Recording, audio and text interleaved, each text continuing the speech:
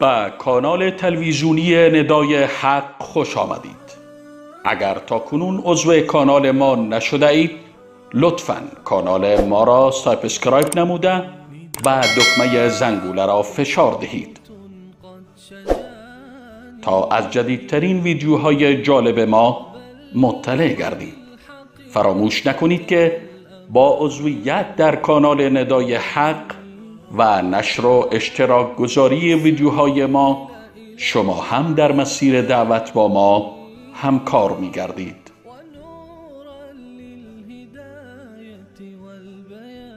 ندای حق، ندای توحید و حقیقت.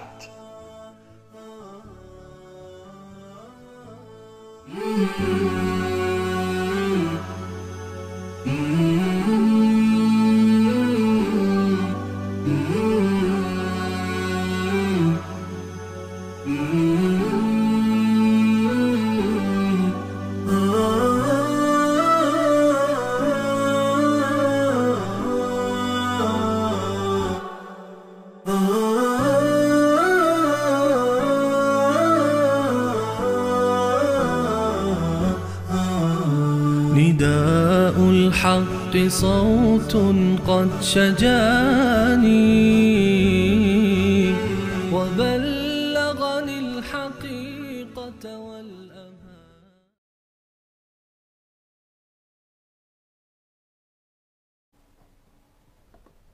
بسم الله الرحمن الرحیم. الحمد لله رب العالمین و صلاة و السلام علی سید الانبیاء والمرسلین حبیبنا محمد و علی آله و صحبه اجمعین. بینندگان عزیز و گرامی، السلام علیکم و رحمت الله و برکاته. در خدمت شما عزیزان هستیم با قسمت دیگر از این برنامه تماس با شما عزیزان، و شماره تماس برنامه رو عزیزانمان زیرنویس میکنن. شماره واتساپ است، هم میتونید مستقیم تماس بگیرید و هم میتونید از طریق واتساپ بدون هزینه تماس بگیرید و دلگفته های خودتون رو با ما در میان بگذارید. این برنامه خاص و ویژه شما عزیزان هست و در این برنامه ما سعی میکنیم که بیشتر از شما عزیزان بشنویم و در خدمت شما باشیم.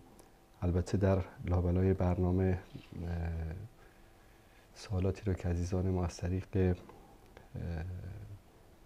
واتساپ فرستادن هم سعی میکنیم که انشالله به یاری الله متعال پاسخ بدیم. عزیزانی که ما رو میبینن سعی کنید لینک برنامه رو از یوتیوب در صفحات مختلف شیر بکنید، نشر بکنید تا دیگر عزیزان ما هم بتونن از این برنامه ها استفاده بکنن. همچنین اشتراک در کانال رو فراموش نکنید تا بتونید از همه برنامه های ما انشاءالله مستفید بشید. در خدمت شما عزیزان و بزرگواران خواهیم بود و اولین سوالی که یک بیننده عزیز پرسیدند که جناب استاد یک سوال داشتم راجع به همین گروه جماعت تبلیغ که به مساجد می آیند و مقتدیای مسجد رو دعوت می کنند برای 3 روز، 40 روز، 4 ماه، 7 ماه و تا 1 سال و در مسجد به سر میبرن و بعداً در بین علما در منطقه ما اختلاف است. بعضی میگن راه اینا درست است، نظر شما چیست؟ خلاصه نظر ما رو در مورد جماعت تبلیغ پرسیدن. ببینید، اولا این که تبلیغ واجب است بر همه زنان و مردان مسلمان. الله سبحانه و تعالی میفرماید که کنتم خیر امت اخرجت للناس تأمرون بالمعروف و تنهون عن المنکر. شما بهترین امت هستید که از بین انسانها انتخاب شده است یا برای انسانها انتخاب شده است که امر به معروف میکنید و نهی از منکر میکنید. این یک از ویژگی های امت رسول الله صلی الله علیه و آله و سلم است. و اگر این امت امر به معروف و نهی از منکر رو کنار بگذارد، الله سبحانه و تعالی وعده کرده است که آنها را نابود می کند. هر امتی، هر ملتی که امر به معروف و نهی از منکر رو کنار بگذارند گرفتار عذاب سخت الهی می شوند. وقتی که در مورد عذاب الهی رسول الله صلی الله علیه و سلم بیان کردن، مادر عزیزمان عایشه صدیقه رضی الله تعالی عنها پرسیدن یا رسول الله چطور امکان داره که در یک جامعه‌ای که مردمای خوبم در اونجا باشن عذاب نازل بشه و همه اونها گرفتار این عذاب بشن؟ رسول الله صلی الله علیه و آله و سلم فرمودن اگر انسان‌هایی که خوب هستن، انسان‌هایی که بد هستن رو از بدی و ظلم و گناه باز ندارن، آنها رو امر به معروف و نهی از منکر نکنن، اینها هم با آنها گرفتار عذاب میشن. همونطوری که در فارسی میگن وقتی که آتش آمد تر و خشک با هم میسوزد. و رسول الله صلی الله علیه و سلم این رو نفرمودن که باید حتما شما عبا و قبا و درس دینی خوانده باشید، حتما از یک فاکولته به اصطلاح شرعیات یا اصول دین فارغ باشید، حافظ کل قرآن باشید، حافظ احادیث باشید تا شما برید دعوتگر بشید. بلکه فرمودن که بلغوا عنی ولو آیه، اگر یک آیه از قرآن رو شما فهمیدید، یاد گرفتید، همین یک آیه رو وظیفه شماست که در بین مردم تبلیغ بکنید و در بین مردم پخش بکنید، نشر بکنید. و رسول الله صلی الله علیه و آله و سلم از طرف الله سبحانه و تعالی امر شدن و این امر که دعوت بکنن به سوی توحید، به سوی یکتاپرستی، امر معروف و نهی از منکر کنن و این امر شامل همه مسلمانان میشه. با چه دعوت می والموعظه الحسنه، امر میکند الله متعال که دعوت بکن ای محمد و تو همراهانت، کسانی که مؤمن هستن، کسانی که این قرآن رو قبول دارن، به دین اسلام گرویدن، به راه الله سبحانه و تعالی دعوت بکنن با حکمت. حکمت علم رو در بر میگیره، حکمت روش و شیوه دعوت رو در بر میگیره. موعظه الحسنه با نیکویی، با روش خوب. اینطوری نیست که مثلا بعضی ملا رو سر منبر میره انگار با همه مردم جنگ داره. ای مردم شما همه شما جهنمی هستید، همه شما به دوزخ میرید، خودتون رو نجات بدید، وای به حال شما، شما این هستید. نه، این روش دعوت نیست. الله متعال به پیامبر صلی الله علیه و آله و سلم میفرماد که ولو کنت فظا غلیظ القلب لانفضوا من حولک، اگر تو شدید باشی، تندخوی باشی، سنگدل باشی، مردم از اطراف تو پراکنده میشن. دعوت با اسلوب خوب، با روش خوب و با علم باید باشه. آنچه که شما به سویش دعوت میکنی باید در موردش اطلاعات داشته باشی، از شبهات اطلاع داشته باشی. دعوت با حکمت و موعظه حسنه یعنی این. جماعت تبلیغ اینا اومدن همین قسمت از دین رو که تبلیغ دین هست رو خواستن به یک شیوه منظم و مرتب انجام بدن. اینکه این دعوت از کجا شروع شد، چطور شروع شد؟ خب از هند شروع شد، از مدارس که پیرو به اصطلاح مدرسه دیوبند بودن، از اونجا شروع شد. مولانا الیاس کاندروی و دیگر علمای بزرگ که الله متعال رحمت بکنه این جماعت رو تأسیس کردن. خواستن یک کار منظم باشه، یک کار مرتب باشه. کار خوبی است که همه امور زندگی ما مرتب و منظم باشه. اصلا دین اسلام به ما این رو امر میکنه که ما زندگی منظم و مرتب داشته باشیم. برنامه ریزی کردن، یک استراتژی داشتن در دعوت، در تبلیغ، این کار خوبی است. باید این کار رو کرد. بدون برنامه، بدون استراتژی کار کردن خب نتیجه برعکس خواهد داد. تا اینکه آهسته آهسته خب این حرکت بزرگ شد و از اون منطقه هند به بقیه اجزای شبه قاره هند و به افغانستان و به ایران و به حتی به کشورهای عربی، آفریقایی و اکنون به اروپا و آمریکا و خیلی از کشورهای دیگر رسیده. و تعداد زیادی در کشورهای مختلف پیوستن به این گروه. این گروه یک حزب نیست، یک سازمان سیاسی نیست، اصلا به سیاست کاری ندارن. به خاطر همین در بیشتر کشورهای دنیا اجازه فعالیت دارن و اتباع این جماعت هم افراد مختلف هستند. مثلا شما میبینید در کشورهای مانند مصر، در کشورهای مانند عربستان، کویت، قطر، امارات، کسانی که با جماعت تبلیغ هستن عموماً علما هستند، طلاب علم هستند، انسانهای فهمیده هستند در مناطق ایران مثلا در بلوچستان، در جنوب اکثرا علما هستند، طلاب علم هستند، اهل علم هستند، اما در بعضی از مناطق متاسفانه هر نوع مردم با اینها همراه شدن. یکی از اشتباهاتی که اینها انجام میدن این است که یعنی هر جور انسانی رو با خودشون همراه میکنن که تو بیا، المهم تو بیا تبلیغ بکن، در حالی که تبلیغ دین شروط داره. همونطوری که عرض کردم حتما نیاز نیست که شما باید فارغ التحصیل یک فاکولته شریعت یا دانشکده الهیات باشید یا اینکه حتما مدرسه دینی خوانده باشید، اما حداقل در مورد این تبلیغی که میکنید یک اطلاع داشته باشید، یک اطلاعات ابتدایی یا مبدئی دینی داشته باشید. موضوعی که خیلی انتقاد میشه بر جماعت تبلیغ این است که توجه به عقیده خیلی ضعیف هست در تبلیغ این جماعت. بیشتر به فضائل میپردازن، بیشتر به تشویق به نماز و روزه و تقوا و پرهیزگاری و ریش بگذار و عمامه بگذار و لباس تو اینطوری بپوش و به این مسائل بیشتر توجه میکنن، در حالی که رسول الله صلی الله علیه و سلم دعوت و تبلیغ دین رو با عقیده شروع کردن. وقتی که شما یک کسی رو عقیدهش را درست بکنید، عقیدهش بر اساس قرآن و سنت باشه، خود به خود بقیه مسائل در وجود این شخص نهادی نمی شود. مهم این است که انسان موحد باشد، یکتاپرست باشد، عقیده درست داشته باشد. عقیده که درست نبود، ولو که طرف روزه بگیره، نماز بخوانه، حج بکنه، همه ارکان دین رو هم انجام بده، اما در آخر چی میشه؟ با کوچکترین شبهه‌ای از دین برمیگرده، با کوچکترین شبهه‌ای چیکار میشه؟ پس دوباره به طرف فسق و فجور میره. همونطوری که دیدیم جماعت تبلیغ طرف رو اومده نصیحت کرده، طرف یک مدتی ریش گذاشته و متقی شده، پرهیزگار شده، بعد از مدتی میبینی همین شخص بعد از انسانای مشهور همینطور همین شخص دوباره برگشته فاسق و فاجر شده. دلیل چی است؟ دلیلی که در عقیده کار نمیکنن.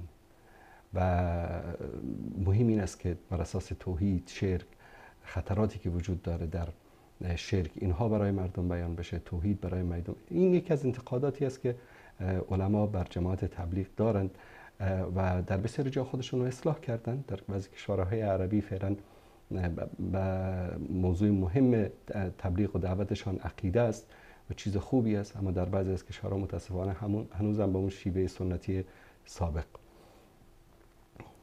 موضوع دوم که انتقادی که وجود دارد این است که توجه و اهتمام به تحصیل علوم شرعی ضعیف است. یعنی قبل از همه چیز مثلا اگر جماعت تبلیغ مراکزی رو تأسیس بکنن که در ضمن دعوت مردم به سوی تبلیغ کارکنان خودشون، طرفدارانشون و اونایی رو که برای تبلیغ میفرستن حداقل یک دوره 1 ماهه، 3 ماهه، 6 ماهه، 1 ساله براشون بگذارن که در این دوره بتونن اینا اصول و ضوابط تبلیغ دین رو یاد بگیرن.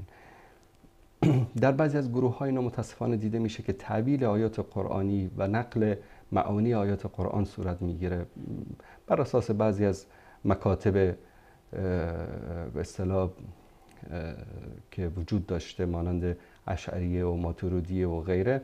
بعضی آیات قرآنی رو تعبیل میکنن و بعضی از معانیشان به اصطلاح به شکل وارونه برای مردم تبلیغ میکنن، یا بعضی از مثالهایی میارن که از تفسیر و معانی قرآن کریم به دور است. این طبیعتاً یکی از اسبابش همون نبودن علم و دانش هست که متاسفانه وجود داره. مثلا بعضی از کتاب‌هایی که به جای اینکه مثلا قرآن کریم یا کتاب‌های سنت مانند بخاری، مسلم، ریاض الصالحین، لؤلؤ و مرجان غیره یعنی مبنای دعوت و تبلیغ قرار بگیره، کتاب‌هایی است مثلا مانند فضائل اعمال. فضائل اعمال رو شما بگردید، نصف فضائل اعمال یعنی درش احادیثی است که ثابت نمیشه، احادیث ضعیف است، احادیث منکر است. بعضی جاها رو مثلا توجیهات عجیب و غریب داره. مثلا این نسخه عربی رو، نسخه اردوی فضائل اعمال رو یک وقتی مطالعه می‌کردم، در یک جایی در مورد فضائل یک از صحابه داره صحبت میکنه. صحابه در نماز ایستاده بود و خلاصه در این موقع مشرکین حمله کردن، شروع کردن به تیراندازی. صحابی در نماز بود و تیر به بدنش اصابت میکرد، اما چنان غرق نماز بود که اصلا نمازش رو ترک نمیکرد. خب این داستان فضیلت یک صحابه است که داره بیان میکنه که چنان در نماز غرق عبادت میشد که اصلا اصابت تیر رو به بدنش متوجه نمیشد. بالفرض قبول این داستان به این شکل، این صحابی خون از بدنش جاری میشد، نمازش رو ترک نکرد. خب اکثرا چون کسانی که در جماعت تبلیغ هستن حنفی مذهب هستن، جاری شدن خون از بدن یکی از مبطلات وضو و طبعا نماز می شود. بعد اومده در زیرش نوشته بود فایده. خب غیر از مصیبت هایی که هست در این کتاب های سبک این مدارس تقلیدی، در این فوایدش هست. نوشته بود که هو سکتا ہے که اس صحابی کا مذهبی شافعی هو. شاید که مذهب این صحابی هم شافعی بوده، چون در مذهب شافعی جاری شدن خون از بدن سبب شکستن وضو نمیشه در اثنای نماز، میتونه نمازش رو طرف ادامه بده. بعد زیر نوشته بود که هو سکتا ہے که اس صحابی کا مذهبی شافعی هو، یعنی امکان داره که این صحابی که حالا دیگه نمازو نشکسته و ترک نکردن مذهب شافعی بوده. در که امام شافعی اگر که صحابی شافعی مذهب باشه، پس امام ابو حنیفه پیش از رسول الله صلی الله علیه و سلم از دنیا رفته. بعضی این چیزا هست، یعنی بعضی کتابایی رو که چنان به اون تمسک میجوین که انه وحی منزل است، در حالی که این کتاب‌ها باید تنقیح بشه، احادیثش باید تصحیح بشه. به جای توجیه کردن این گونه داستان‌ها به این شکل، بیان مثلا توضیح بدن که در مذهب شافعی اینطوری است، در مذهب مالکی اینطوری است، که هم آگاهی مردم بیشتر بشه، هم دچار این مغالطه‌ها نشوند. این تعیین کردن روزها، خب اینم یک چیز درست نیست، یعنی که ما حتما باید طرف رو مجبور بکنیم که 3 روز بره، 10 روز بره، 1 هفته بره، 1 ماه بره، 3 ماه بره، 4 ماه بره، 1 سال بره. یعنی هر کس به اندازه استطاعتش، فاتقوا الله ما استطعتم، یعنی هر اندازه که انسان استطاعت داشت، 1 ساعت، 1 روز، 2 روز، نباید که چیزایی خاص تهدید بشه که انه این تعیین شده از طرف الله و رسول است. یکی از مشکلات دیگری که در مورد اینا ذکر میکنن، قضیه بیشتر پرداختن به منکرات هست. یعنی منکرات رو بهش زیاد اهمیت میدن و مردم رو از اون برحذر میدارن، اما امر به معروف و بیان عقیده، بیان توحید، بیان کمالیات دین، به این مسائل زیاد توجه نمی کنن. مثلا یکی از مسائلی که کلا در جماعت تبلیغ کنار گذاشته شده و این جزئی از ارکان دین مبین اسلام است، نه ارکان پنجگانه، جزئی از ارکان دین است و قله دین هست. جهاد در این مورد اصلا ابدا صحبت نمی کنن، چون نمیخوان که درگیری ایجاد، در حالی که ما هیچ ابایی نباید داشته باشیم که حقایق دینمون رو بیان بکنیم. احکام جهاد، فرض بودن جهاد، چگونه یک انسان از دین خودش دفاع بکنه، از معتقدات خودش دفاع بکنه، این مسائل باید به شکل آشکار، چون این جزئی از دین است. ما نمیخوایم به خاطر که دین ما والا انتشار پیدا بکنه، ما یکی از فرایض دینمون رو، یکی از ارکان و قله دین مبین اسلام رو کنار بگذاریم یا از اون چشم پوشی بکنیم. متاسفانه بعضی از فکرهای صوفیگرایان هم در بین اینها داخل شده. بعضیاشون یعنی یک نوع غرور و تعالی و تکبر دیده میشه، نه در بین افراد، نه در بین بزرگانشون، که این جالب نیست. بعضی از تفاسیر و بعضی از احادیث رسول الله صلی الله علیه وسلم تعبیر و توجیه کردنش بر حسب میل کسانی که به اصطلاح تبلیغ و دعوت اینها رو میشنون، این مسائل به نظر من نباید به این گونه باشه. ما باید به خاطر خوشحالی مردم، به خاطر خوشحالی حکام، به خاطر خوشحالی مردم دنیا، نباید احکام دینمون رو توجیه بکنیم. یکی دیگر از مشکلاتی که متاسفانه وجود داره این است که بعضی از اینها میگن توکل به خدا بکن بیا، توکل به خدا بکن بیا. طرف زن داره، بچه داره، نفقه زن و بچه واجب است. نفقه زن و بچه واجب است. این طرف زن و بچه‌شو زندگیشو رها میکنه، 3 ماه مثلا با جماعت تبلیغ بالا میشه، فکر نمیکنه که چی میخورن و این کار یک نوع افراط است. دین ما دینی است که ما را از افراط و تفرید باز داشته. و خوبیای زیادی هم دارن. ما همونطوری که مثلا وقتی که انتقاد میکنیم به این معنی نیست که خواهیم یه اکس رو اینا بکشیم بگیم نه اینا یک جماعت باطل و گمراه و ضال و مضل است. ابدا اینطوری نیست. خوبیای زیادی داشتن. مثلا در جاهایی تونستن برن دعوت بکنن که نه سلفی نه حنفی نه هیچ کدام از نه اخوانی کسایی که ادعا دارن نتونستن در اونجا برن مردم رو دعوت بکنن، اما اینها تونستن به اونجا برسن به خاطر بساطتشون، به خاطر عدم تکلفشون، به خاطر مثلا نمیرن تو هتل‌های مثلا حالا 4 تا دعوتگر مشهور جماعت اصلاح یا جماعت اخوان یا جماعت سلفی بخواد بره یک جای دعوت، خب شاید $10,000 خرج مصرف بلیط و هواپیما و نمیدونم هتل و خرج مصرف ایناشون بشه، در حالی که اینا نه، هر جا میرن تو مساجد میخوابن، مردم براشون غذا آورد میخورن، آورد خودشون همونطور چاره خودشون رو میکنن، بودجه ندارن، خرج مصرف ندارن، هر کس خرج مصرفش خودش پرداخت میکنه.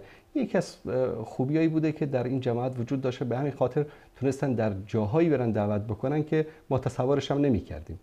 مثلا من در دانشگاه اسلامی مدینه منوره خیلی از کسانی که مسلمان شده بودن از انگلستان، از آمریکا، از استرالیا، از ویتنام، از فیلیپین، از کشورهای مختلفی رو دیدم که از پرتغال مثلا، کسانی رو که مسلمان شده بودن و در دانشگاه اسلامی مدینه منوره درس میخوندن. وقتی ازشون پرسیدم که سبب مسلمانی شما یا چی سبب شد که شما مسلمان شد، برنامه‌ای داشتم در رادیو به عنوان چگونه به اسلام هدایت شدم، میتونم بگم که حدود 80-90% به دست جماعت تبلیغ مسلمان شده بودن. آخر چیز جالب است، یعنی و از اقشار مختلف جامعه، از دکتر گرفته تا مهندس و افراد عادی در بینشون هست. اکثر کسانی که هستن با اینها به زبانهای مختلف تسلط دارن و جالب است که کسی که به اصطلاح هدایت میشه اون رو دوباره دعوت میکنن و در این راه باشون همکاری بکنن. این خوبی زیادی وجود داشته، فقط اگر یک منهج درستی، یک کتابهاشون رو بررسی بکنن و ترکیز و توجه بیشتری به عقیده، چون اصل و اساس دین عقیده است. طرف مثلا 5 وقت نمازش رو بخونه، بس طول عمرش روزه بگیره، هر سالم حج بکنه، زکات هم بده، صدقه هم بده، آدم خوش اخلاق خوبی هم باشه، اما یک شرک انجام بده، تمام همه اینا باطل میشه. چون این مسئله عقیده خیلی مهم است. الله متعال به رسول الله صلی الله علیه و سلم میفرماید که ای محمد لئن اشرکت لیحبطن عملک و لتکونن من الخاسرین. ای محمد تو با این فضلت، قدرت، پیامبر هستی، قرآن اگر تو هم مرتکب شرک شوی و این فرض محال است، حاشا و کلا که رسول الله صلی الله علیه و سلم مرتکب شرک بشن، اما الله متعال این فرض محال رو میزنه به خاطر چی؟ خطر شرک رو به ما نشون بده که حتی اگر پیامبر تو هم شرک بورزی اعمالت نابود میشه و از جمله زیانکاران خواهی شد. اعمالت نابود میشه یعنی چی؟ یعنی همه کارهای خوبی که انجام میدی به درد نمیخوره. به همین دلیل اگر سعی و تلاششون بر این باشه که بیشتر در قضیه توحید توجه بکنن، خیلی بهتر و زیباتر خواهد بود.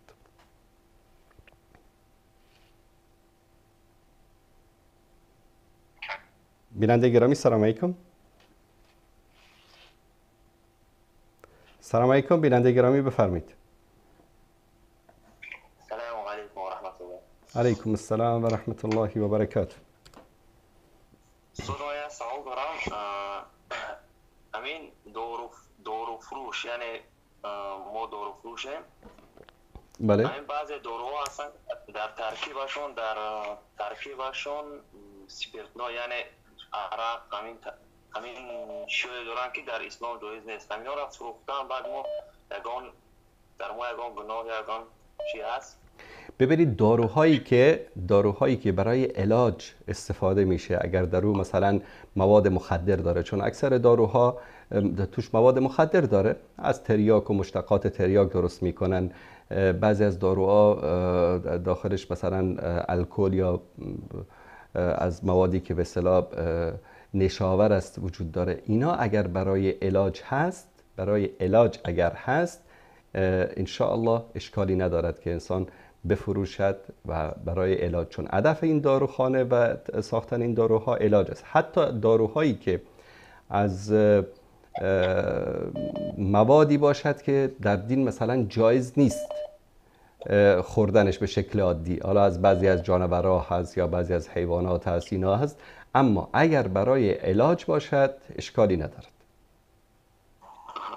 بعد استاد دیگه سوال همین است که شما یگان کتاب داره که مثلا ما بخونیم اون کتاب از طرف اینترنت؟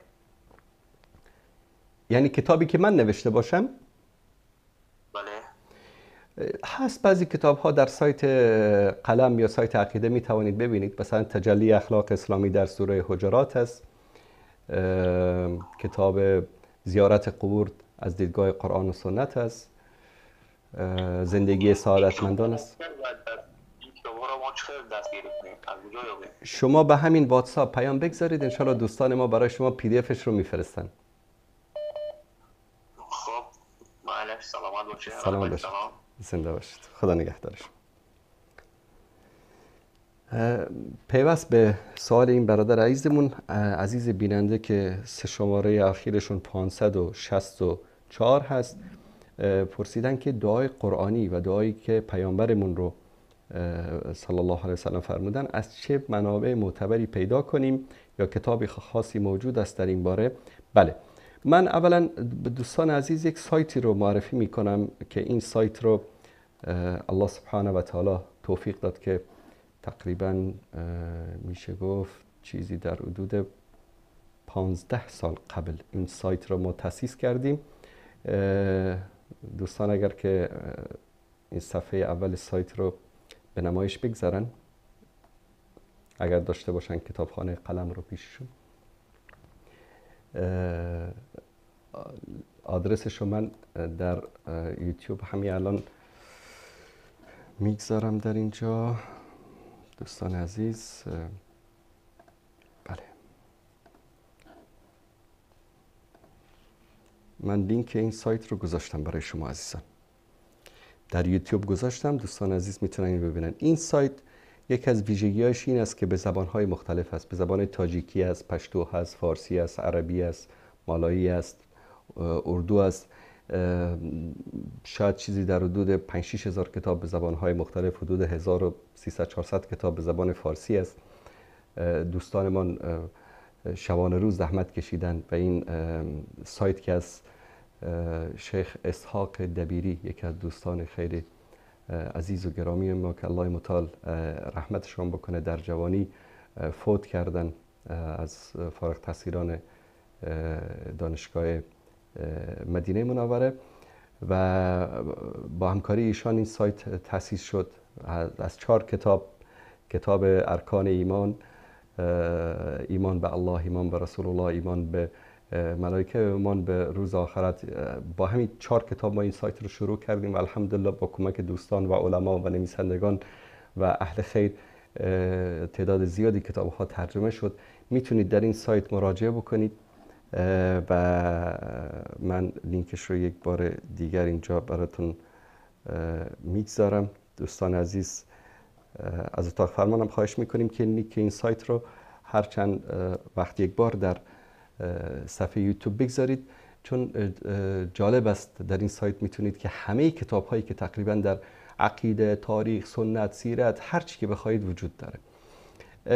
در مورد کتاب هایی که در باره دعا از قرآن و سنت باشه، یک کتابی رو که من به شما عزیزان معرفی میکنم که تقریبا میشه که به همه زبان های دنیا این کتاب ترجمه شده، کتاب پناهگاه مسلمان است. کتابی است که تقریبا همه دعاهایی که در قرآن کریم و سنت رسول الله صلی الله علیه و آله و سلم وجود دارد تقریبا میتونید در این کتاب پیدا بکنید. دعای صبح، اذکار صبح، اذکار شام، دعا وقت غذا خوردن، دعا وقت لباس پوشیدن، دعا انگام خارج شدن از خانه، دعا انگام سوار شدن به ماشین، و این به زبان تاجیکی هم ترجمه شده، به زبان روسی هم ترجمه شده. سایت دیگری رو برای شما عزیزان معرفی میکنم به نام سایت اسلام هاوس. به انگلیسی اگر شما در گوگل بنویسید اسلام هاوس، این سایت رو میتونید. دوستان دارن تصویر لپتاپ من رو؟ تصویر رو دوستان متاسفانه ندارن. ای کاش میتونستن این مشکل رو حل بکنن تا من این کتاب ها رو نشون میدم. کتاب پناهگاه مسلمان تصویر هست؟ بله تصویر هست میگن. این کتاب پناهگاه مسلمان است، حصن المسلم من اذکار الکتاب و سنه، دکتر سعید بن علی بن وهب القحطانی نوشته، الله متعالفش بکنه. آدم خیلی متواضع و بزرگی بود. مثلا شما ببینید در اینجا دعا پوشیدن لباس، دعا پوشیدن لباس نو، دعای خروج از توالت، مثلا دعا بعد از اتمام وضو. یعنی هر چیزی رو که شما در شبانه روز نیاز داشته باشید از اذکار و دعای مختلف، شما می توانید در این کتاب. دعا برای محافظت از فرزند. خیلی ها مثلا میگن که ما چیکار بکنیم که مثلا فرزندمون رو وقتی از خانه خارج میشه براش یک دعایی بگید. خیلی چیز جالبی است که همه اینها با احادیث و آیات قرآن که از رسول الله صلی الله علیه و آله و سلم ثابت شده در این کتاب وجود داره که دوستان عزیز میتوانند این کتاب رو مطالعه بکنن و حتما این رو در خونه داشته باشید. اصلا اگر نتونستید خود کتاب رو پیدا بکنید، میتونید کتاب رو پرینت بکنید و در خونه داشته باشید، حفظ بکنید. حتی فرزندانتون رو یاد بدید که این دعا رو حفظ بکنن. مثلا فرزندانم صبح که از خونه خارج میشن با من، اگر بعضی اوقات من یادم بره به من یاد میدن، یعنی پدر فراموش نکردی چی رو؟ دعای خروج از منزل رو، دعای سوار شدن به ماشین رو. مثلا در اینجا از رسول الله صلی الله علیه و سلم ثابت شده که با خواندن این کلمات حسن و حسین رو به الله سبحانه و تعالی می سپردن تا آنها را حفاظت کند. اعیدکما بکلمات الله التامه من کل شیطان و هامه و من کل عین لامه. ترجمه‌ش هم هست: من شما دو نفر یعنی حسن و حسین را به وسیله کلمات کامل الله از بدی هر شیطان و جانور زهردار و زخم چشم به حفظ الله می سپارم. دعا برای مثلا مریض انگام عیادتش، همه اینا در این کتاب وجود داره که دوستان عزیز می توانن این رو به دست بیارن. اگر هم که ندارید و سایت رو پیدا نکردید، دوستان عزیز ما و یک پیام براشون بگذارید در واتساپ، برای شما ارسال میکنن، یا اصلا یک نسخه پی دی افش رو در لینکش رو در یوتیوب بگذارن، نسخه پی دی افش رو در صفحه فیسبوک بگذارن. دوستان میتونن که از این کتاب ها استفاده بکنن. تشکر میکنم. کتاب دیگری رو که من خدمت شما عزیزان میخوام در اینجا معرفی بکنم، کتابی است که دعا سپر مؤمن. کتاب جالبی است این. دوستان اگر بتونن این رو نشون بدن. سپر مؤمن کتاب دعا است. تعریف برادر عزیزمون شیخ قریب الله مطیع است. دعای قرآن کریم، دعای از سنت رسول الله صلی الله علیه و سلم، شروط دعا، اوقات استجابت دعا، دعا برای مسائل مختلف که هر چی که بزن، دعا انگام افطار، دعا انگام خوابیدن، دعا مطالب زیادی رو در اینجا ایشان جمع‌آوری کردن با ترجمه ادبیات فارسی و ماشاءالله عالی در اینجا جمع‌آوری کردن که اینم میتونید استفاده بکنید. تشکر از دوستان عزیز. این کتاب را میتونید در سایت عقیده یا سایت قلم دریافت بکنید. کتاب دیگر که در اینجا خدمت شما عزیزان میخوام نشون بدم، دعای مقبول از قرآن کریم و سنت رسول الله صلی الله علیه و سلم است. این کتاب هم کتاب جالبی است. دعایی رو که در قرآن اومده و در سنت آمده در این کتاب جمع‌آوری کردن و با ترجمه فارسی است. خیلی هم جالب. مثلا این دعا در سوره آل عمران است: قل اللهم مالک الملک تؤتی الملک من تشاء و تنزع الملک ممن تشاء و تعز من تشاء و تذل من تشاء بیدک الخیر انک علی کل شیء قدیر. با ترجمه فارسی است اینجا. همه دعایی که در قرآن کریم و در سنت آمده در اینجا بیان شده. تشکر میکنم از دوستان عزیز. کتاب دیگری که خدمت شما عزیزان اینجا نشون میدم، کتاب مناجات است از قرآن و سنت. اینم از شیخ سعید بن علی بن وهب القحطانی که استاد عزیزمان جناب دکتر نور محمد عمرا این کتاب رو ترجمه کردن. کتاب خیلی جالبی است. من اکثرا در ماه‌های رمضان در دعای قبل از افطار، اگر دوستان به یاد داشته باشن، از این کتاب استفاده می کردم در دعا قبل از افطار. دعایی که از کلام الله سبحانه و تعالی است و دعایی که از سنت رسول الله صلی الله علیه و سلم ثابت شده. کتاب جالبی است و همه اینها احادیث و روایاتی است که بررسی شده و روایات صحیح هست، هیچ گونه مشکلی ان شاء الله ندارد. تشکر دوستان عزیز. و آخرین کتاب، البته کتابای زیاد است، من چند تا رو انتخاب کردم خدمت شما. کتاب دعا هست از قرآن کریم که نویسندش آیت الله العظمی علامه سید ابوالفضل برقی قمی رحمت الله علیه، یکی از مراجع تقلید شیعه که الله سبحانه و تعالی ایشان را هدایت کرد و به عقیده توحیدی پیوستن. الله متعال بهشتبرین رو نصیبش بکنه. زحمات زیادی کشید، زجر زیادی کشید در راه دین و این کتاب هم نویسندش ایشان هستن. دعایی را از قرآن کریم جمع کردن که در اینجا می توانید این کتاب رو هم درخواست بکنید از ما، یا از سایت عقیده و قلم برید این کتاب رو، یا از سایت اسلام هاوس برید این کتاب رو دریافت بکنید. خیلی کتاب جالبی است که ایشان بعد از اینکه موحد شدن این کتاب رو جمع آوری کردن. تشکر میکنم از دوستان عزیز و گرامی. بر صورت این کتاب هایی بود که شما عزیزان می توانید ازش استفاده بکنید.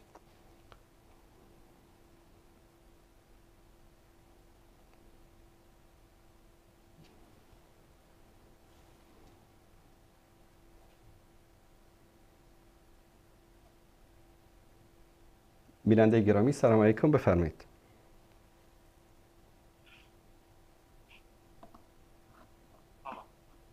سلام علیکم و رحمت الله. و علیکم سلام. آقای انصاری، چند سوال داشتم. بفرمایید برادر عزیز. یکم سوالم این است که خاله من نکه 40 سال پیش از مادرم شیر خوردن، بعد 20 سال پس دختر اولین اون از مادرم شیر خوردن. حالا من میتونم دختر دومی اون رو به زنی گیرم؟ باشه، در این مورد صحبت میکنم. و دوم سوالم این است که آیا یک فرزند خالای من برای من خواهر میشود یا وقتی شیر خواره شد همه فرزندان این برای من خواهر و برادر میشوند؟ باشه، در این مورد صحبت میکنیم. یعنی خاله شما از مادر شما شیر خورده است؟ بله، دختر یکمی اون بعد 20 سال پس باز از مادر من شیر خورده است. حالا من میتونم دختر دومی اون رو به زنی گیرم؟ نه، مادامی که اینطوری باشد نمیشه، چون که خاله شما در حین زمانی که هم خاله شما هست هم خواهر شیری شما میشه. نه اصلا این برادر بزرگی من بودم، همسین سال خاله. آها، درست باشه. بعد 20 سال پس دختر اولین اون تولد شده، از دختر اولین اون همسین سال من هست. باشه. من میخوام دختر دومی اون رو به زنی گیرم. در این مورد انشاءالله صحبت خواهیم کرد. خدا حافظ. خدا نگهدار شما.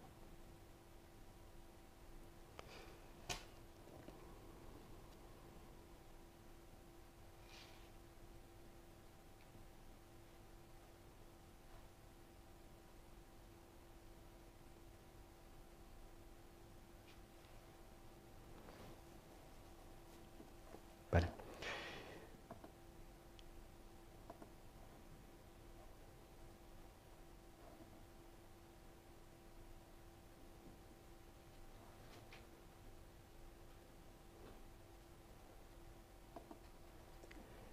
بعد میگردیم رو سوال هایی که عزیزان ما انشاءالله این سوال ها رو به ترتیب جواب خواهم داد. بیننده عزیزی که 4 شماره اخیرشون 3387 است، ایشان سوال کردن که وقتی در مساجد ترکیه نماز ادا می شود کسی پاچه های پنتلون یا همون شلوارشون رو یا پتلون میگن در افغانستان از بجلک بلند نمی کند. آیا ما هم مثل آنها نماز بخوانیم یا اینکه پاچه های خود را بلند کنیم؟ آیا بلند نمودن پاچه یا تنبان و یا پنتلون یا شلوار سنت و فرض است یا خوب یا بد است. در این مورد صحبت کنیم. ببینید رسول الله صلی الله علیه و آله و سلم در حدیث صحیح می‌فرمایند که ثلاثه لا یکلمهم الله یوم القیامه ولا ينظر الیهم ولا یزکیهم ولهم عذاب علیم. سه گروه هستند که الله متعال آنها را همراهشان در روز قیامت صحبت نمی کند، با آنها نگاه هم نمی کند، با آنها را تزکیه هم نمی کند، یعنی گناهانشان را نمی بخشد. و لهم عذاب علیم، و برای آنها عذاب دردناک است. گفتم یا رسول الله من هم یا رسول الله؟ خابوا و خسروا. کی هستن اینا که بدبخت شدن و به اصطلاح ضرر کردن؟ فعاد ثلاثه، 3 بار تکرار کرد. قلت من هم خابوا و کی هستن یا رسول الله؟ بگید که اینها کی هستن؟ المصبر والمنان والمنفق سلعته بالحلف الكاذب او الفاجر. اول کسی که لباسش را یا شلوارش را به اندازه غیر طبیعی بلند می کند و کسی که منت می گذارد، به کسی نیکی کرد، به کسی کمکی کرد، هر روز برو خون می کشد. والله اگر من نمی بودم تو بدبخت می شدی، من بودم که به تو کمک کردم، من بودم که برای تو کار پیدا کردم، من بودم که مشکل تو رو حل کردم، من بودم که فلان الان، از این حرفا. این رو بهش میگن انسان منان، یعنی انسان منت میگذاره سر مردم. تو اگر برای خدا کاری میکنی دیگه نباید که ذکر بکنی. الله سبحانه و تعالی امر میکنه که لا تبطلوا صدقاتکم بالمن والاذى. شما اعمال نیکتان و صدقات را با منت کردن و اذیت کردن مردم باطل نکنید. اگر به خاطر خدا میکنی نباید ذکر بکنی و اگر نمیکنی اصلا نکن، تو کسی مجبور نکرده. منت نگذار. این یک از صفاتی است که الله سبحانه و تعالی و رسول الله صلی الله علیه و سلم نمیپسندند. و کسی که به اصطلاح فروشنده‌ای که مواد غذایی یا هر چیزی رو که میخواد بفروشه با دروغ، والله بالله که من این رو مثلا 10 تومن خریدم به شما 11 میفروشم، والله که این جنس خوبی است، والله که این اینطوری است. دیدید بعضی مغازه تا میرید 10 تا قسم برای شما میخوره. کسی که جنس خود را با قسم هم دروغ باشه بفروشد، از جمله همین کسان هست. حالا این مسبل کیا هستند؟ در روایت دیگری رسول الله صلی الله علیه و سلم در بخاری میفرمایند که ما اسفل من الکعبین من الازار فی النار. آنچه که پایین تر از این برآمدگی کنار پا، در افغانستان بهش میگن بجولک پا میگن، شتالنگ میگن، قوزک پا میگن در ایران. این یک نوع برآمدگی کنار پا که هست، از این پایین تر اگر باشد رسول الله صلی الله علیه و سلم میفرمایند که در آتش است. دوستان عزیزی که اشکالی که ما در افغانستان و در تاجیکستان و بعضی کشورها داریم این است که فکر میکنن که فقط وقت نماز اینطوری با انسان باید باشد. طرف شلوارش دراز هست، حتی از پاش هم از این به اصطلاح از این قوزک پا نه که خیلی هم دراز است، اما وقتی که در نماز وای میسته اینو جمع میکنه، یک وجب بلندش میکنه. اینو که رسول الله صلی الله علیه و سلم فرمودن در نماز و غیر نماز هست. یعنی یک انسان مؤمن، یک انسان مسلمان، یک انسانی که تابع قرآن و سنت است باید در همه حالات تابع قرآن کریم و سنت رسول الله صلی الله علیه و سلم باشه، چه در نماز چه در غیر از نماز. بعضی از علما آمدن گفتن که اگر این کار انسان به خاطر تکبر باشه، به خاطر غرور باشه، به خاطر خودنمایی باشه، مستحق این وعید الله سبحانه و تعالی است. اما اگر که کسی از عادی باشه، یعنی هدفش تکبر و غرور نباشه، قصداً این کارا نکرده باشه، حالا مثل بعضی جوان ها میرن مثلا در خارج زندگی میکنه، حالا میره مثلا یک شلواری رو میخره $10، اگر بخواد این رو کوتاه بکنه که مثلا به اندازه اون قوزک پاش بشه، خب به $5 دیگه باید خیاط بده، اونم که اگر خیاط پیدا بشه، نه پدری است، نه مادری است، نه خواهری، نه خاله، عمه‌ای که براش مثلا این شلوارش کوتاه بکنه. حالا ما بگیم خلاص تو جهنمی شدی به خاطر که این رو پوشیدی؟ نباید انسان انقدر تشدد داشته باشه. در حدیث بخاری میگه که من جر ثوبه خیلا. خیلا یعنی به خاطر غرور، به خاطر تکبر، به خاطر خودنمایی این کارو بکنه. لم ینظر الله الیه یوم القیامه، الله سبحانه و تعالی به او در روز قیامت نگاه نمی کند. فقال ابوبکر فرمود این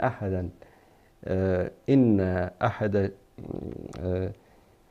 شقی صوبی یسترخی، یعنی یک کسی اگر یک گوشی تو لباسش همینطور پایین بیفته. فقال رسول الله صلی الله علیه و سلم انک لست تصنع ذلك خیلا، تو این کار رو اگر میفته به خاطر غرور و تکبر این چیزا انجام نمیدی، به خاطر خودنمایی انجام نمیدی. به همین دلیل حالا راه وسط و اعتدال این است که ما سعی بکنیم که شلوارمون، لباسی که میپوشیم از این قسمت قوزک پا پایین‌تر نباشه. چرا؟ غیر از مسائل شرعی، از نگاه صحی و از نگاه تمیزی و پاکی هم خوب است که انسان لباسش به روی زمین کشیده نشه، گرد، خاک، کثافتی‌های کوچه و خیابان رو جمع بکنه، بعد با همین لباس بیاد وارد خونه بشه، رو مبل، رو فرش، فرزندانش، خانوادهش امراض گوناگون بگیرن. از این کار باید انسان چیکار بکنه؟ دوری بکنه و سعی کنید که لباساتون رو به همین اندازه‌ای که از قوزک پا پایین‌تر نباشه آماده بکنید. و خیلی از مثلا خودم، خیلی از دوستانم این کار رو میکنن و الحمدلله هیچ مشکلی هم نداشتیم، نه به اصطلاح تیپمون، استایلمون خراب شده و نه کسی بهمون بد گفته یا کسی بهمون نگاه کرده باشه.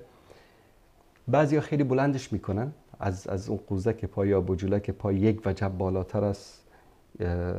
این هم درست نیست. یعنی انسان باید بین افراط و تفرید باشه و حد اوسط رو همیشه در نظر بگیره. تشکر میکنیم از این دوست عزیزی که این پیام رو فرستادن. عزیزمون از ولایت بدخشان، 4 شماره اخیرشون 9596 هست. نوشتن السلام علیکم و رحمت الله. اسم من زکریا از ولایت ولسوالی کران و من جان ولایت بدخشان افغانستان هستم. برنامه شما رو مشاهده می کنم، واقعا باعث افتخار همه موحدین و عالم اسلام هستید. الله پاک شما رو مثل شما هزاران علمای موحد رو در پناه خود داشته باشد. آمین. جزاکم الله خیر. الله در دنیا و آخرت اجر بی پایان برایتان نصیب کند. لطفاً پیام مرا از طریق برنامه‌تان پخش کنید. پخش کردیم برادر عزیز. الله مطالب ستان بکند. تشکر از شما. دوستان عزیز و گرامی، یک میان برنامه کوتاه ببینیم و بعد از اون انشالله برمیگردیم خدمت شما عزیزان با ادامه برنامه. با ما همراه باشید.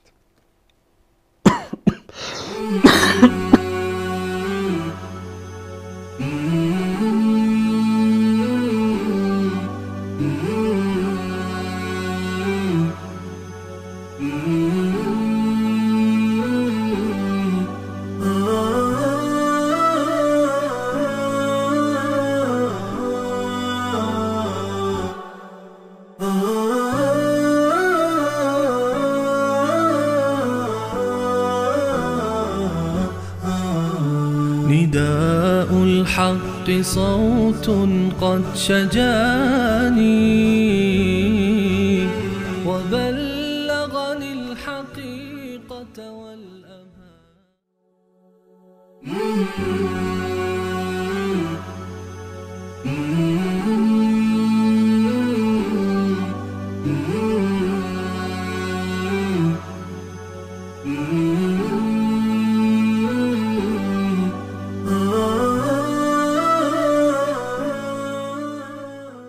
به کانال تلویزیونی ندای حق خوش آمدید. اگر تا کنون عضو کانال ما نشده اید لطفاً کانال ما را سابسکرایب نموده و دکمه زنگوله را فشار دهید تا از جدیدترین ویدیوهای جالب ما مطلع گردید. فراموش نکنید که با عضویت در کانال ندای حق و نشر و اشتراک گذاری ویدیوهای ما شما هم در مسیر دعوت با ما همکار می گردید.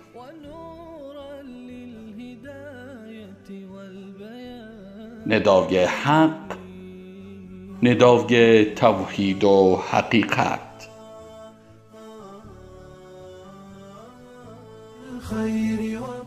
ایام چندی به رمضان باقی نمانده. اموری که هر مسلمان باید در ماه شعبان آن را مراعات نماید. از این جمله قضای رمضان سال گذشته است. بنابراین کسی که در روزهای رمضان گذشته به دلیل مریضی، مسافرت و یا حیض و امثال آن روزه نگرفته باشد، باید قبل از شروع رمضان امسال قضای آن را بیاورد. چنانچه عایشه رضی الله عنها فرموده است: قضای رمضان سال گذشته بر من بود، اما نتوانستم آن را قضا بیاورم مگر در ماه شعبان. و همچنین جایز نیست تا در شب 15 شعبان محفلی برگزار گردد و یا اینکه این شب را برای عبادت ویژه تخصیص بدهیم. امام نووی رحمه الله در مورد نماز رغایب، یعنی شب اولین جمعه شعبان و 100 رکعت نماز شب 15 شعبان گفته است: این هر دو نماز بدعت و منکرند. و احادیث ضعیف و موضوعی که در فضیلت این شب وارد شده یکی همین است: زمانی که نصف شعبان فرا رسید، شبش را نماز بخوانید و روزش را روزه بگیرید. علامه البانی رحمه الله میگوید این حدیث بسیار ضعیف و یا موضوعی است. و یا حدیث دیگر که میگوید 5 شب هست که در آن دعا رد نمی شود: شب اول رجب، شب نیمه شعبان، شب جمعه، شب عید فطر و شب روز نحر.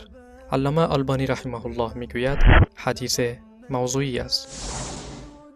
شیخ ابن باز رحمه الله میگوید تمام احادیثی که در مورد فضیلت این شب وارد شده موضوعی و ضعیف بوده و هیچ اصلی ندارد.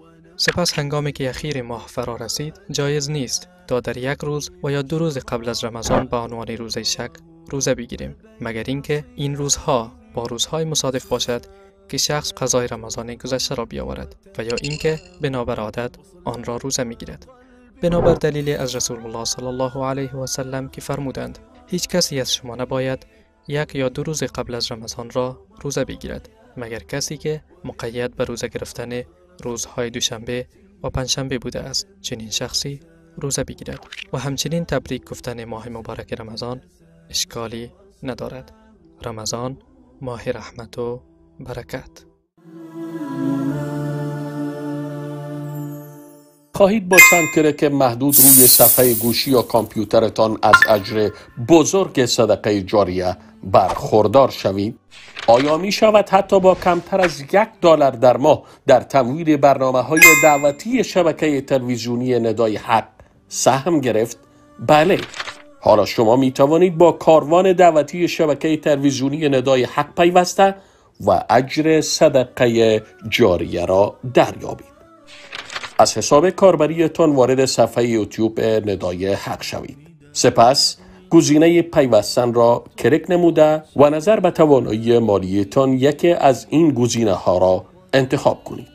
دوستان جدید با کمک مالی 40 سنت در ماه، دوستان صمیمی با کمک مالی $1.5 در ماه و همکاران ندای حق با کمک مالی $7.5 در ماه. بعد از آن روی گزینه پیوستن کلیک کنید. در صفحه جدیدی که نمایش داده می شود شماره حساب بانکی، تاریخ اعتبار، کد تایید کارت، نام دارنده کارت و نشانی صورت حسابتان را وارد کنید. بعد از آن گزینه خرید را کلیک نمایید. برای شما مبارکباد می گوییم. حالا شما عضو خانواده بزرگ شبکه تلویزیونی ندای حق شده اید و با کمک مالیتان صدقه جاریه برنامه‌های دعوتی را به نام خود رقم زده اید. شک و یقین در وضو. عن عبد الله بن زيد بن عاصم الأنصاري رضي الله عنه أنه شكى إلى رسول الله صلى الله عليه وسلم الرجل الذي يخيل إليه أنه يجد الشيء في الصلاة، فقال: لا ينفتل أو لا ينصرف حتى يسمع صوتا أو يجد ريحا. در صحیح بخاری حدیث شماره 137 و صحیح مسلم حدیث شماره 361 از عبدالله ابن زید ابن عاصم انصاری رضی الله تعالی عنه روایت است که مردی به نزد پیامبر صلی الله علیه و آله و سلم شکایت کرد که به هنگام نماز خیال می کند که چیزی از او خارج می شود. چه باید بکند؟ پیامبر صلی الله علیه و آله و سلم فرمودند نماز را قطع مکن مگر اینکه یقین داشته باشی که صدایی شنیده‌ای یا بویی احساس کرده‌ای. پاک شدن پوست مردار به وسیله دباغی. عن ابن عباس رضي الله عنهما قال: وجد النبي صلى الله عليه وسلم شاة ميتة أعطيتها مولاة لميمونة من الصدقة، فقال النبي صلى الله عليه وسلم: هل انتفعتم بجلدها؟ قالوا: إنها ميتة. قال: إنما حرم أكلها. در صحیح بخاری حدیث شماره 1492 و صحیح مسلم حدیث شماره 363 ابن عباس رضی الله تعالی عنهما می‌فرماید پیامبر صلی الله علیه و آله و سلم دیدند گوسفندی را که از صدقه بیت المال به کنیز میمونه رضی الله تعالی عنها همسر خود بخشیده شده بود مردار گشته است. فرمودند چرا از پوستش استفاده ننموده اید؟ گفتند به خاطر اینکه گوسفند مردار شده است. پیامبر صلی الله علیه و آله و سلم فرمودند تنها خوردن گوشتش حرام می باشد، یعنی استفاده از پوست حیوان مردار بجز خوک و سگ برای پوشاک و غیره بعد از دباغی جایز می باشد.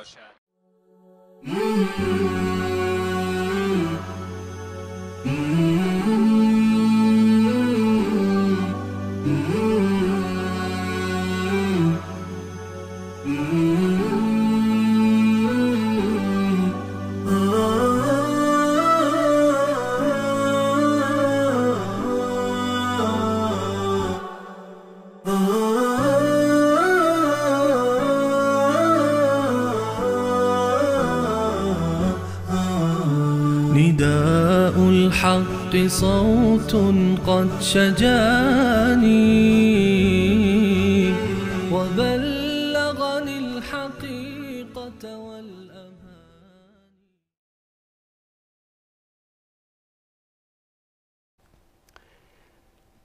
با سلام دوباره خدمت بینندگان عزیز و گرامی برمیگردیم به سوالاتی که شما عزیزان فرستادید.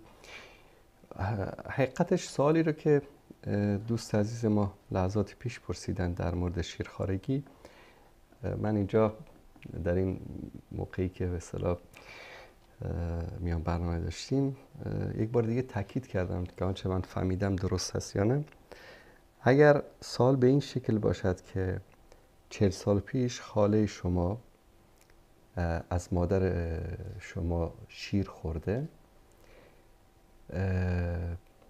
و اکنون شما میخواهید با دختری ازدواج بکنید که خواهر این دختر، خواهر بزرگش مثلا، شیر به اصطلاح از خواهر شما یا از مادر شما رو خورده. اگر سوال به این شکل باشه که ما متوجه شدیم ازدواج شما با این دختری که هم سن سال شما هست مشکلی نداره، اما اگر ما درست متوجه نشدیم سوالتون رو به شکل پیام صوتی به شماره واتساپ ما بفرستید و انشاءالله من سعی میکنم که جواب کامل برای شما به شکل صوتی یا کتبی به اذن الله تعالی بفرستم. خب برمیگردیم به سوالات عزیزانی که نوشتند. بیننده عزیزمون 4 شماره آخرشون 4977 نوشتن که آیا پول قاچاقبری حلال است؟ ببینید دوستان عزیز، آنچه را که امروز به اسم قاچاقبری میگن به این معنی است که شما مثلا از یک کشور به یک کشور دیگر یک جنسی رو برای تجارت ببرید. از نگاه دین، از نگاه شریعت، این مرزها و این قوانینی که به اصطلاح در قوانین وضعی و مدنی که گذاشته شده اینا اعتباری ندارد. شما مثلا قبلا تصورشو بکنید که میتونید خیلی راحت از ایران، افغانستان، تاجیکستان، پاکستان، هند امروزی، اینا همه مثل یک مملکت بود. میتونستید مثلا گندم بار بکنید، از تاجیکستان ببرید در افغانستان بفروشید، کسی به شما نمیگفت ویزا داری، پاسپورت داری، 4 روز وقت داری، 3 روز وقت داری، 1 ماه وقت داری، توریست و فلان، این حرفا نبود. کسی برای معیشت خودش، برای زندگی خودش، برای کسب رزق خودش و خانوادهش، اگر اجناسی که مجاز باشه، اجناس حلال باشه، مثلا مواد غذایی حلال باشه، پارچه باشه، مواد سوخت باشه، اینها رو از کشوری به کشور دیگر، از شهری به شهر دیگر میبره، میفروشه، اشکالی نداره. این رزقی که به اصطلاح این مالی که درآمدی که داره براش حلال است، هیچ گونه حرمتی داری نیست. اما اگر این قاچاق مواد مخدر باشه، مواد ممنوعه باشه، مثلا مثل حرام باشه شرعاً، مانند شراب، مشروبات الکلی که بهش میگن، انواع غذاهایی که حرام هست، یا موادی که ضرر داره، مثلا تجارت یا قاچاق سلاح باشه، قاچاق مواد منفجره باشه که برای ناامنی و برای اغتشاش و کشتن و این مسائل استفاده میشه، اینها حرام هست، کلن حرام هست و جایز نیست.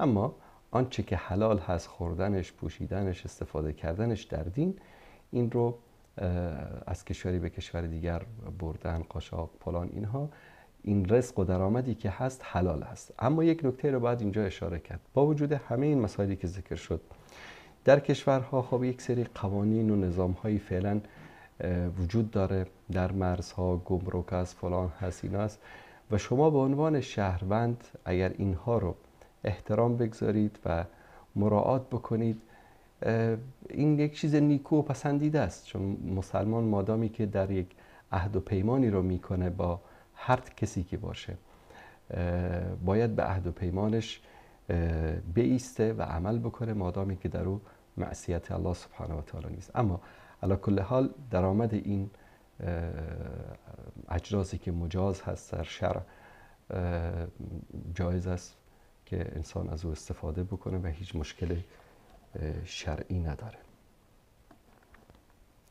تشکر میکنم از این بیننده عزیزمون.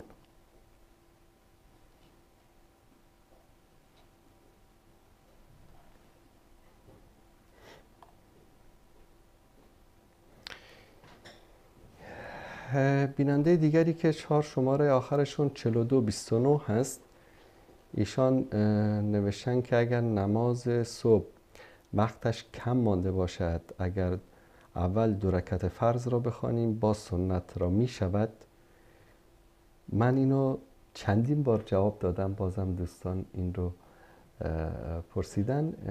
کلیپش هست، میتونید به کلیپ های که مفصل در این مورد صحبت کردم مراجعه بکنید در یوتیوب ندای حق و انشالله جوابتون رو دریافت میکنم. اما به شکل مختصر بگم که اول باید نماز فرضتون رو بخوانید و بعد از اون سنت رو بخوانید، یا قضایی یا مباشرتا مستقیما بعد از فرض.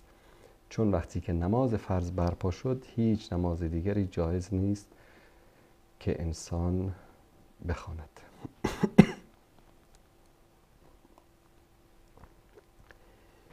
دوستان عزیز شماره واتساپ برنامه رو زیرنویس میکنن، از طریق شماره واتساپ میتونید سوالاتتون رو بفرستید و یا پیام بگذارید برای ما.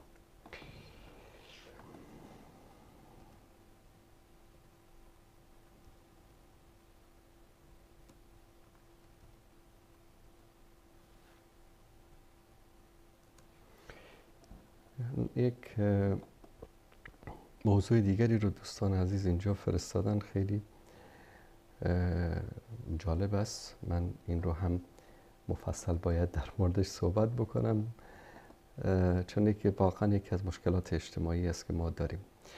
دوستمون نشان در افغانستان و پاکستان عادت است که مهمان اگر از شهر دیگر می آید برای مریضی یا هر چیز دیگر چندین شب و روز در خانه می باشد و می دانید که وقت زمستان است و هوا و گرم کردن و لباس و خلاصه مشکلات. بیننده ای که 4 شماره آخرشون 2418 هست این پیام رو فرستادن که انشاءالله سعی میکنیم که جواب ایشان رو هم بدیم. ببینید دوستان عزیز، رسول الله صلی الله علیه و سلم میفرمایند که من کان یؤمن بالله والیوم الاخر فلیکرم ضیفه. کسی که به الله و رسولش و روز آخرت ایمان دارد باید مهمانش را اکرام بکند، تکریم بکند، یعنی خدمت او را بکند.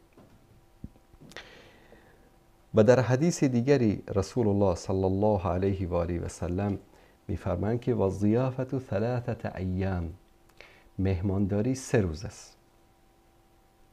الان مشکلی که ما داریم در کشورهای ما چی است؟ طرف مثلا برای علاج، برای تجارت، برای هر کار دیگری میاد در یک شهری که حالا در اون شهر یکی از قوم و خویشاش زندگی میکنه که حالا 10 سالم بوده حالش هم نپرسیده، اصلا به فکرش هم نبوده. الان که احتیاج داره که در اون شهر مثلا هتل بره فلان، میگه چرا برم هتل شبی مثلا 10 50 100 دلار بدم، بیا میرم خونه اون، من هم میخوابم هم مفت میخورم و کارم که تموم شد بعد از اون میرم و دیگه اصلا یادش هم نمیکنم.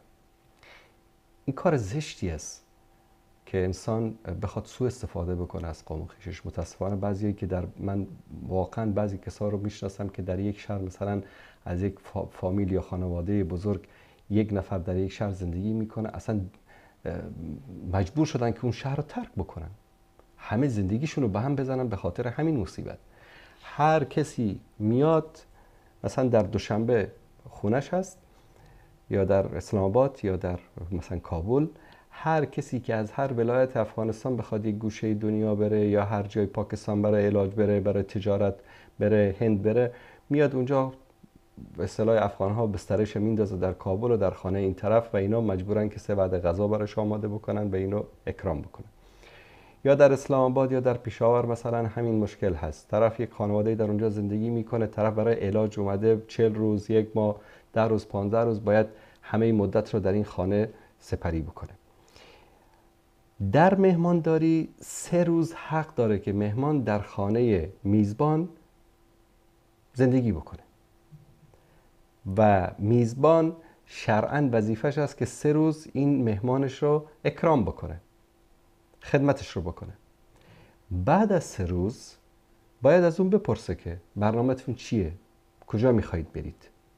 بعد از اون شرعاً مسئولیتی در مقابل این مهمان نداره.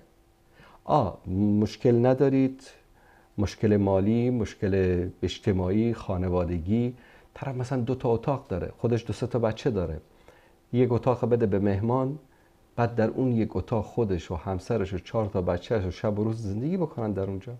یا اصلا طرف بینشون مثلا مسئله حجاب است و محرم و نامحرم و فلان، طرف میخواد بره سر کار، مردکه نشسته تو خونه، حالا نمیتونه این زنش رو تنها بگذاره کنار یک مرد نامحرم بره، اگر که نره بیرون سر کار معیشت و زندگیشو چطور انجام بده؟ خب این مشکل هست. باید مهمان ها هم باید این مسائل رو در نظر بگیرن، سربار نباشن یا به قول افغان ها چشم سفید نباشن یا به قول ایرانی ها پررو نباشن که نه الا بالله باید اینجا 10 روز 15 روز در این خانه زندگی بکنن. مثلا یک از دوستان در تاجیکستان دیوانه شدم در دوشنبه، مثلا هر کس از هر گوشه تاجیکستان بخواد بیاد برای علاج در دوشنبه میاد تو خونه من میشینه اینجا، مثلا 1 روز 2 روز 3 روز 1 هفته. بعد نه تنها که میان حالا مهمانداری و شب خوابیدن و غذا درست کردن به یک طرف، باید با اینها هر جایی که کار دارم باید باهاشون برم، دکتر میخوان باید باهاشون برم، اگر کارهای رسمی دارم باید باهاشون برم. نه، این وظیفه شما نیست، شرعاً این وظیفه شما نیست. هم مهمان باید وظیفه شرعی خودش را بداند، هم میزبان. صحابه وقتی که خانهشان کسی مهمان می اومد تا 3 روز هیچی نمیپرسیدن از او، کی هستی، چی میخوای، کجا میری.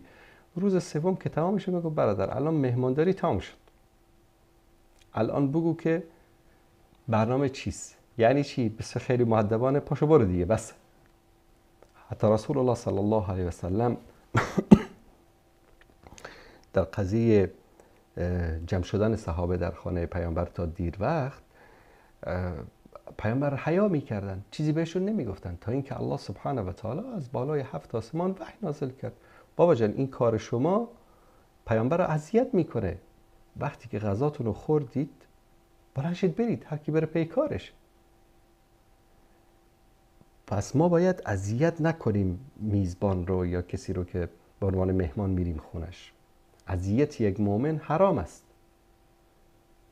یا سوء استفاده نکنیم. یک قوم خویشی داریم در یک شهر، عید بهش زنگ نزدیم، حالش رو نپرسیدیم، کمکی بهش نکردیم، حق صله رحم رو ادا نکردیم، اما چون امروز محتاجیم، نیاز داریم، بریم از این سوء استفاده بکنیم، به جایی که بریم هتل مثلا بریم. حالا من نمیگم نرید، برید یک روز، یک ظهری، شامی، صبحی برای چایی، انسان بره اشکال نداره.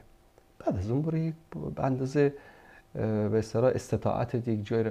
خیلی مشکل داری که حتی پول یک اتاقی رو هم نداری، هتلی رو هم نداری، در اون صورت یعنی تو یک انسان مضطر هستی و اون طرف هم باید این رو درک بکنه.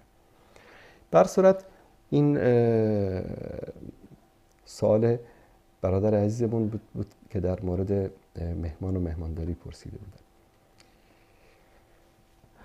سوال کردن دوست عزیزمون که در مسجدهای تاجیکستان پاره یعنی رشوه میگیرن به هر بهانه، اگر ما آن را ندهیم مسجد را میبندن.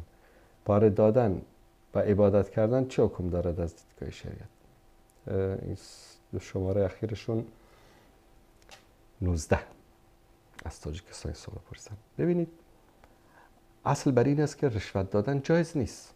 رسول الله صلی الله علیه و سلم میفرمایند الراشی و المرتشی فی النار. اما ما یک اصلی داریم در دین که وقتی که انسان مضطر باشه، وقتی که انسان احتیاج داشته باشه، مثلا از گرسنگی داره میمیره، میتونه که از گوشت سگ، گوشت خوک، گوشت گربه، گوشت حیواناتی که حرام هست برای زنده ماندنش استفاده بکنه.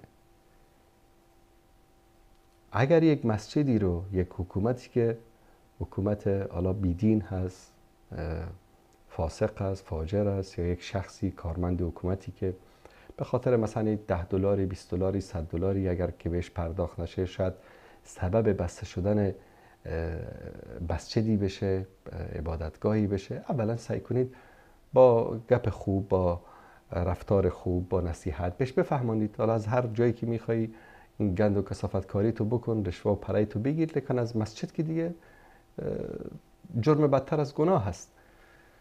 اما اگر چاره ای نبود، بنابر همین قاعده ای که انسان وقتی مضطر باشه و بعضی از اعمال میتونه که انسان تا وقت برطرف شدن این مشکل انجام بده، انشاءالله مشکلی نیست و الله سبحانه و تعالی این مصیبت رو از سر امت اسلامی دور بکنه که حتی برای باز بودن در مسجد هم مجبور باید رشوه بپردازن.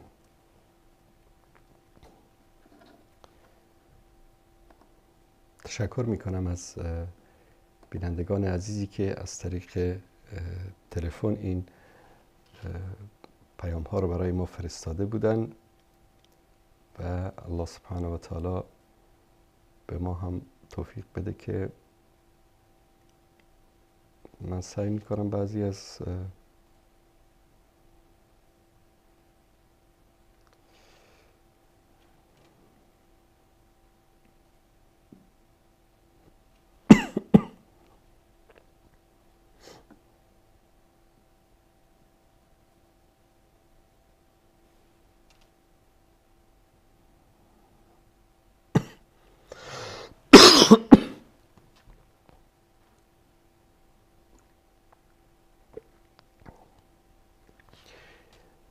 کارگردان عزیزمون مثل که مشکلی داره شماره تماسمون دوستان مسکال میشه اما اینجا ظاهر نمیشه برای من تماسان. اگر بتونید این مشکل رو حل بکنید.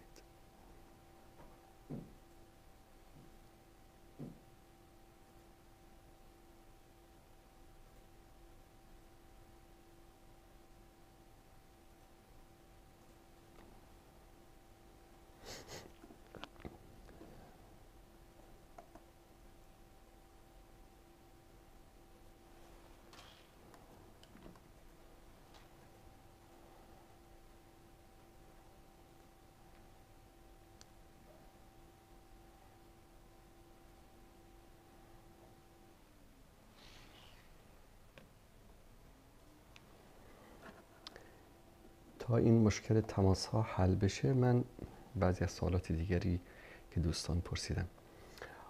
آیا دستاربندی برای حافظان قرآن بدعت است یا خیر؟ ببینید برادر عزیز و بزرگوار، این از افغانستان پرسیدن، چهارشنبه آخرشون 62 79. همچین مراسمی در یعنی که دستاربندی در دین نبوده.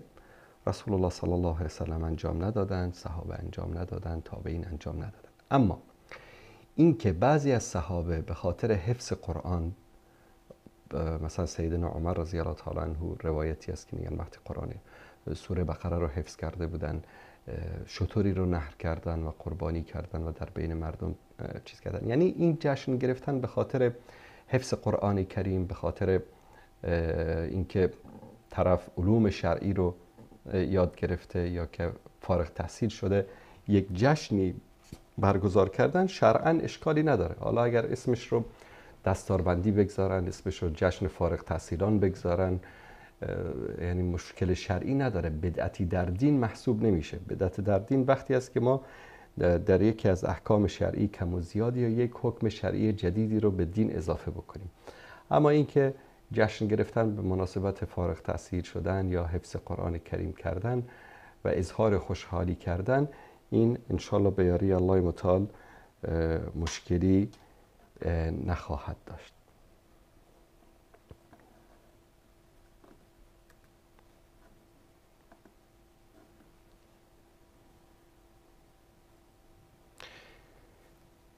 بیننده از این نوشتن درباره دعای دست جمعی بعد از نماز که در افغانستان و پاکستان رواج است، آیا سنت است یا بدعت است؟ دعای دست جمعی بعد از نماز فرض بدعت است. در این شک و شبهه‌ای نیست. کسی میخواد ناراحت بشه، کسی میخواد خوشحال بشه، واقعیت است. رسول الله صلی الله علیه و سلم بعد از نماز فرض دست جمعی دعا نکردن، صحابه نکردن، تابعین نکردن، ائمه بزرگوار مذاهب اربعه نکردن. یک روایتی که امام ابو حنیفه رحمت الله علیه بعد از نماز در مسجدی که امامت میکردن رو بر میگرداندن به طرف مصلین یا مقتدیان، دستشون رو بلند میکردن و با مردم دعای دست جمع میکردن. یک روایتی همچین از امام ابو حنیفه وجود ندارد. این یک بدعت است، یک نوآوری است که در دین وجود ندارد. آنچه که از رسول الله صلی الله علیه و آله و سلم ثابت شده چی است؟ که بعد از نماز فرض اذکار رو میکردن. سبحان الله، الحمدلله، لا اله الا الله، الله اکبر و بعضی اذکار دیگری که بعد از نماز از رسول الله صلی الله علیه و سلم ثابت است. و اونم هر کس به شکل انفرادی. این نبود که مثلا دست جمعی کارو بکنن. هر کس به شکل انفرادی، اونم با انگشتان دست. رسول الله صلی الله علیه و سلم با این بندهای انگشت دست مثلا سبحان الله، سبحان الله، سبحان الله، سبحان الله، سبحان الله، سبحان الله. وقتی که یک دستتون کامل شد، این چند تا میشه؟ 15 تا. 15 تا هم با این دست میشه 30 تا. همه این اذکار 33 33 33 33 و الله اکبر بعضی روایات 34 هست. و اینها جزء اذکاری است که از رسول الله صلی الله علیه و آله و سلم در احادیث صحیح ثابت است و غیر از این دعای دست جمعی و اینکه دست جمعی پیامبر صلی الله علیه و آله و سلم مردم رو جمع کرده باشن، دعا کرده باشن، همچین چیزی از پیامبر بزرگوارمان صلی الله علیه و آله و سلم ثابت نشده است. این رو بیننده عزیزمون که شماره اخیرشون 76 77 این سوال رو کرده بودن که پاسخشون رو دریافت که ما سعی کردیم مشکل این تماس ها حل بشه. بله، مثل که مشکل حل شد.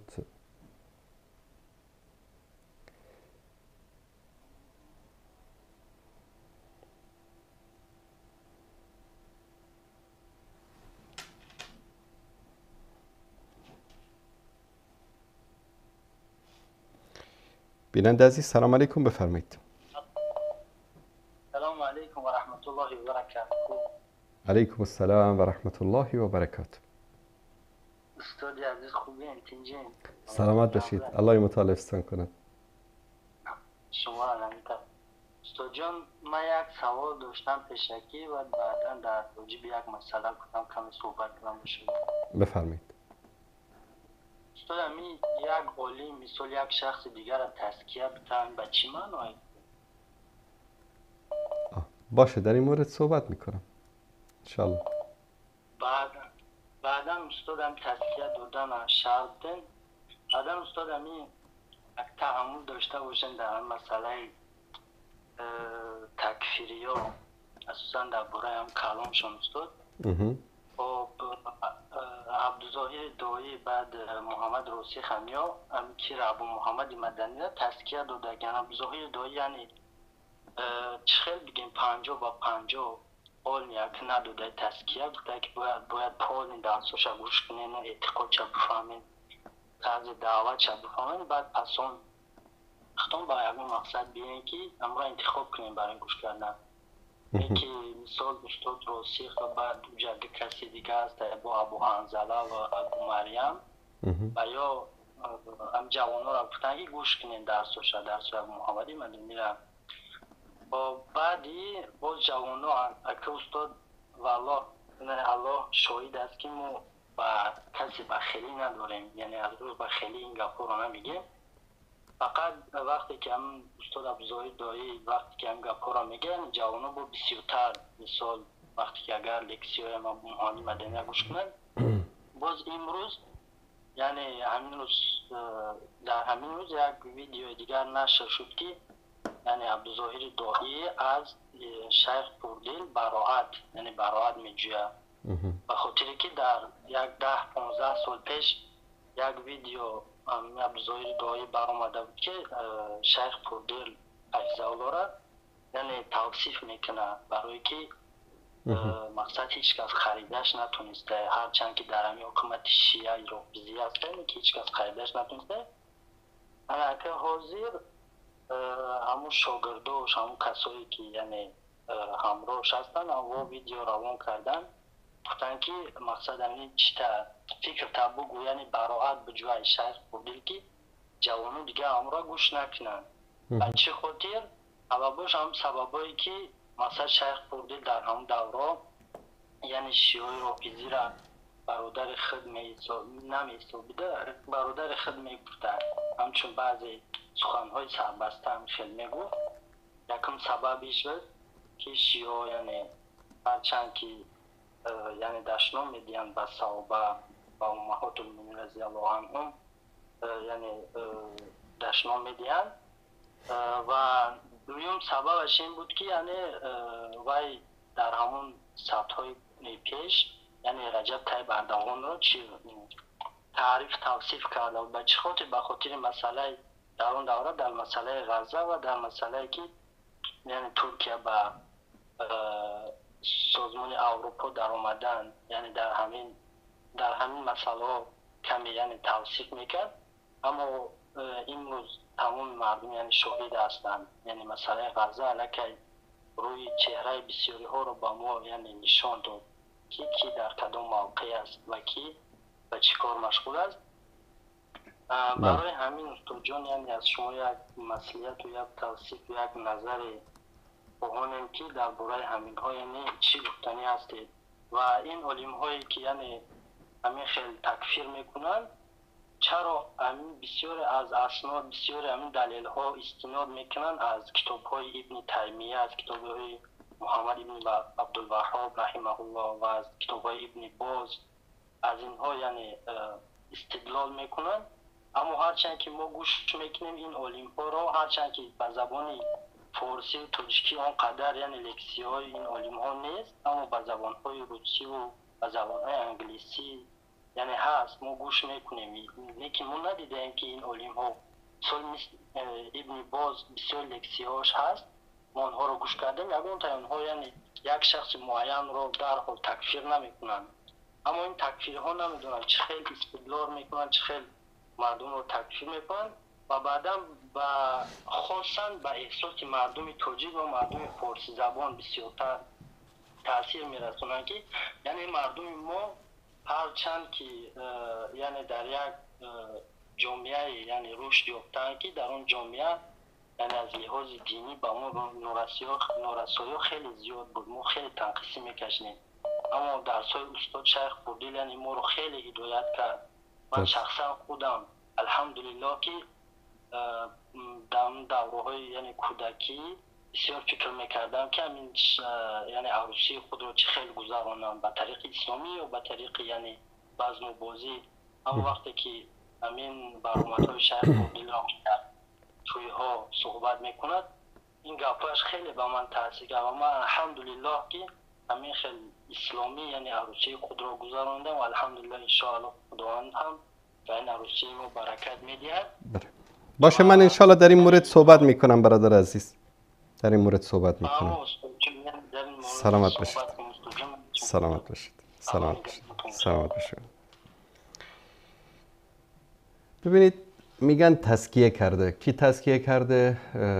شیخ راسخ یا شیخ دایی ابو محمد مدنی رو تزکیه کرده. یعنی تعجب میکنم کی میآید کی رو تزکیه میکند. خود شیخ دایی و شیخ راسخ با وجود احترام بزرگی که با اونها قائل هستیم، طالب علم بودن و هستن و دعوتگر بودن، اما خود اونها نیاز به تزکیه دارن. شما رو کی تزکیه کرده که شما مثلا بیاید ابو محمد مدنی یا ابو فلان ابو علان را تزکیه بکنید؟ الله سبحانه و تعالی در سوره نجم میفرماید که فلا تزکوا انفسکم. علما میگن که یعنی مدح نکنید، خودتان رو تزکیه نکنید، خودتان رو بهتر از دیگران نشمارید. اینا یک کاری که مثل یک وقتی کلیسا میکرد. حالا داعشی هم این کار رو شروع کردن. کلیسا یک وقت صکوک غفران صادر میکرد در زمان قرون وسطای اروپا. طرف می آمد یک مقداری پولی میداد یا بر اساس روابطی که داشتن یک سکی رو صادر میکرد که برای این طرف بهشتی است. اگر واقعا من تا حالا نشیدم ندیدم، اگر واقعا که این اساتید تزکیه کرده باشن امثال ابو محمد مدنی رو، یادم اون مثل میفته انسان که ارچه بگندد نمکش میزنند، وای به آن روز که بگندد نمک.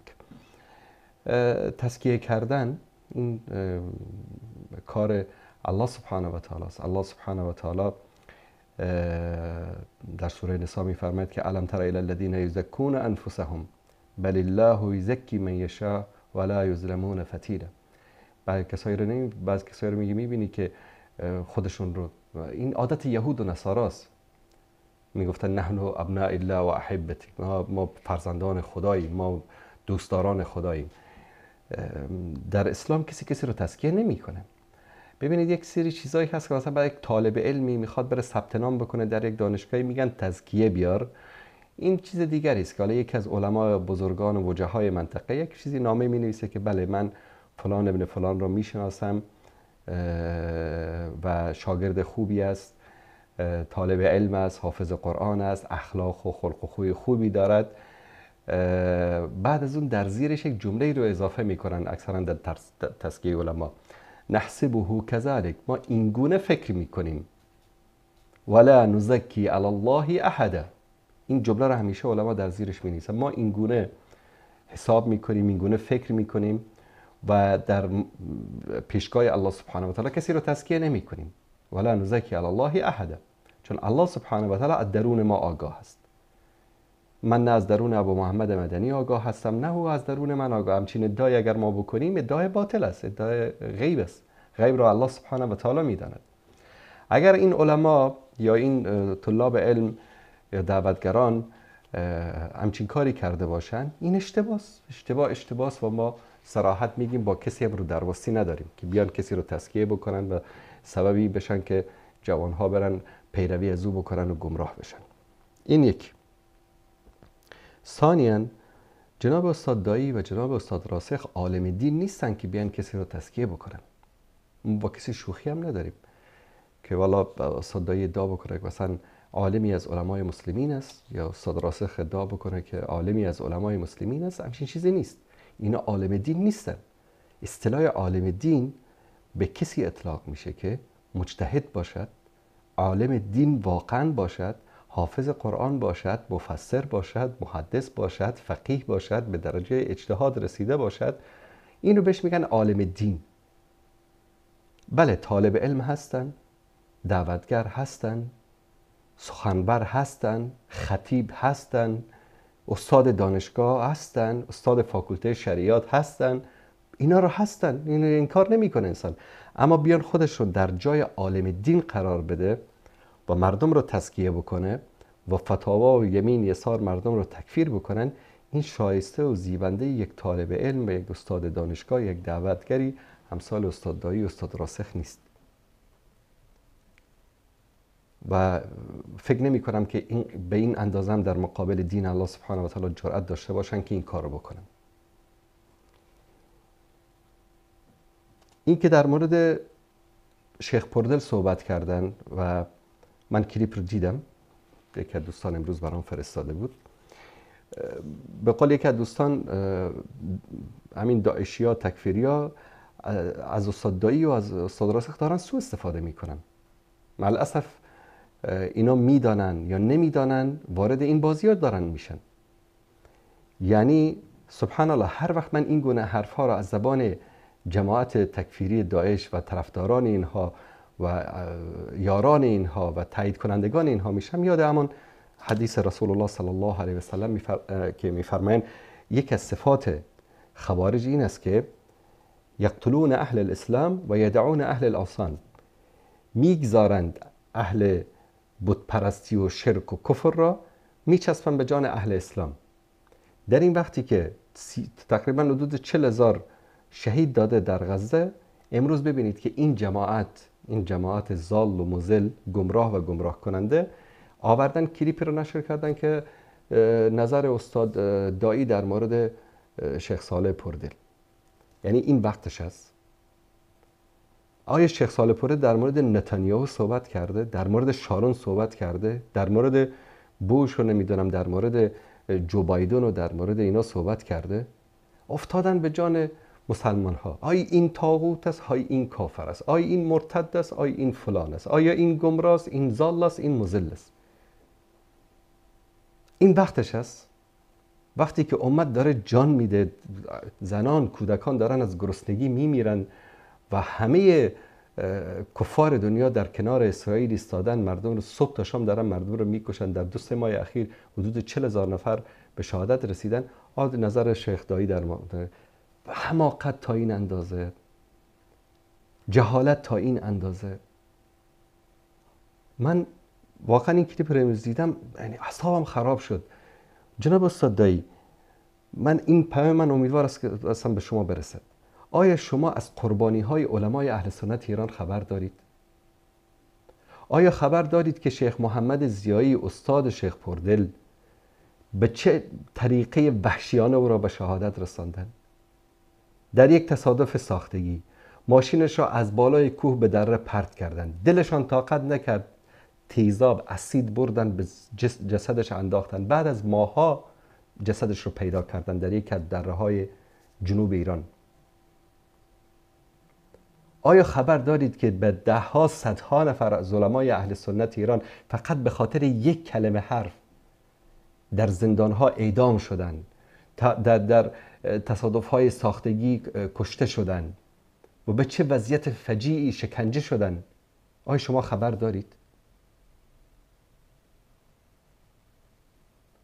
من یکی از علمای بزرگواری که الله متعال رحمتش بکنه، من از زبان خودش شنیدم، میگفت که ببینید یعنی تنوع شکنجه در نظام به اصطلاح خودشون جمهوری اسلامی، به خاطر یک تعریفی که از ابوبکر و عمر رضی الله تعالی عنهما کرده بودن، میگه در خطبه نماز جمعه، میگه این رو بردن در اوایل خیلی بدجور شکنجه میکردن، بدجور میکشن. الان در این اواخر سوشال میدیا شده و رسانه و اخبار و حقوق بشر یک کمی دارن احتیاط میکنن. قربانی هایی که علمای اهل سنت ایران دادند فقط به خاطر دفاع از صحابه، دفاع از امهات المؤمنین، زجر و شکنجه ای رکونا کشیدن، ولی یک ساعتش هم جناب استاد دایی و غیر از استاد دایی نکشیده. ظلمی رو که اونها طرف ما یکی از علمای اهل سنت خودش، یعنی من از زبان خودش شنیدم، میگه به خاطر اینکه کلیپشو در یکی از شبکه‌های اهل سنت بدون که خبر داشته باشه پخش کرده بودن، میگه برده بود رو به دیوار 5 ساعت 4 ساعت 6 ساعت رو به دیوار در بازداشتگاه اطلاعات در بندر عباس. چرا فلان شبکه کلیپ تو رو پخش کرده؟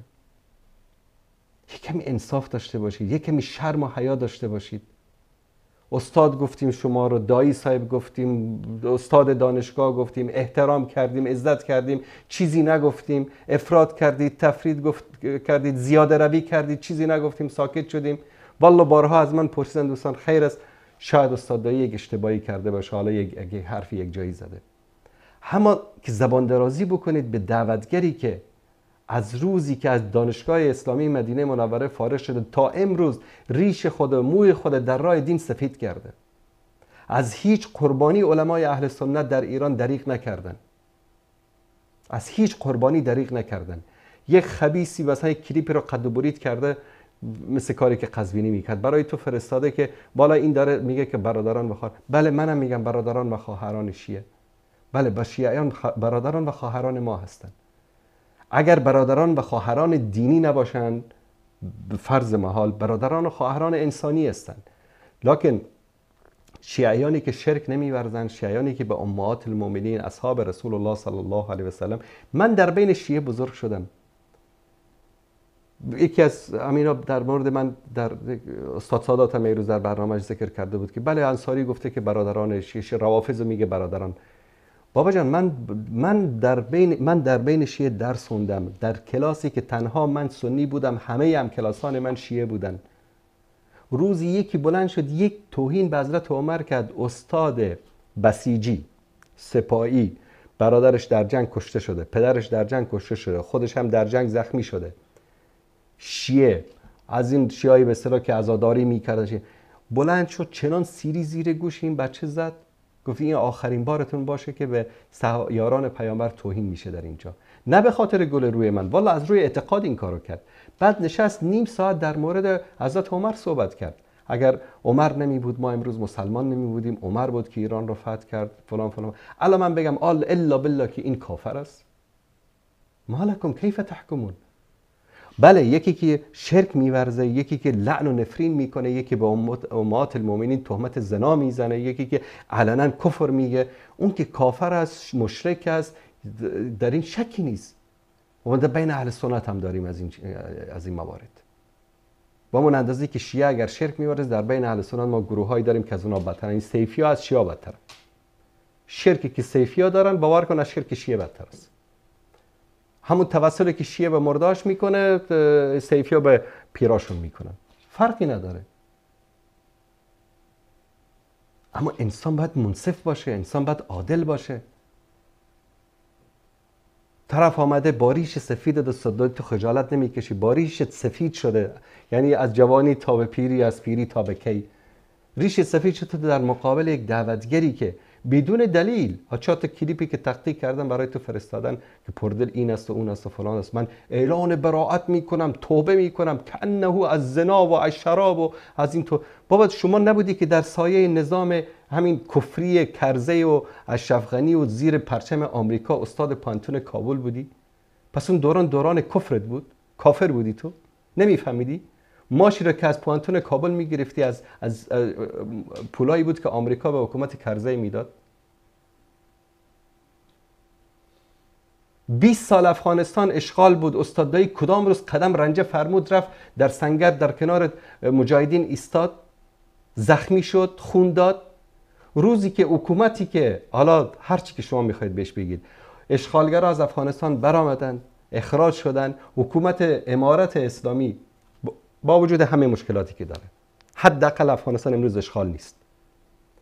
این حکومت که آمد، اینا بلند شدن، اجرت کردن، اعلان جهاد کردن. چی شده؟ حکومت مرتدین است. 20 سال تا زیر سایه همین حکومت آمریکایی و 50 کشور عضو ناتو که در افغانستان اشغال میگه زنا میکردن، به ناموس دختر افغان تجاوز میکردن. دختر افغانی چی؟ به ناموس مردهای افغان در بگران تجاوز نکردن؟ تجاوز جنسی به ترجمانای خودشان نکردن؟ شما در کمی کابل زندگی نمیکردی؟ در همین دانشگاه کابل استاد نبودی؟ دهن ما رو باز نکنید. والله من 1 سال است که صبر کردم، در مقابل چیزی نگفتم، به احترام این که یک روزی ما و شما یک سلام علیکی داشتیم، میشناختیم، زحمت کشیدید، دعوتگر هستید، در راه دین عرق ریختید، مردم رو دعوت کردید، اما پا از گریمتون فراتر نگذارید. زحمت و رنج و عذابی رو که شیخ صالح پردل در راه دین کشیده، شکنجه‌ای رو که کشیده، زندانی‌ها، بازداشت‌هایی که شده، بازجویی هایی که شده، والله شما در زندگی ندیدید. بعد تو می در مورد او صحبت میکنی؟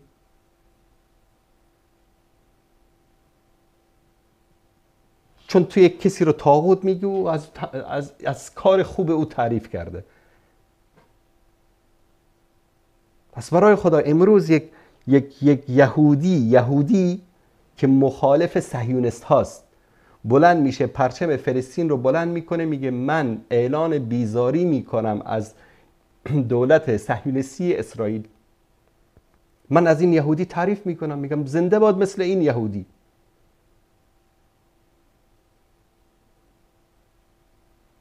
این افراط و تفریط این هاست که امت رو به این بدبختی کشیده. 20 سال همینا در سایه حکومت اشغال و ناتو و آمریکا زندگی کردن. 1 روز اینا به جبهه جنگ نرفتن، در مقابل یک سرباز ناتو، یک سرباز صلیبی، مسیحی، یهودی، آمریکایی، بریتانیایی، استرالیایی، آلمانی یک گلوله شلیک نکردن.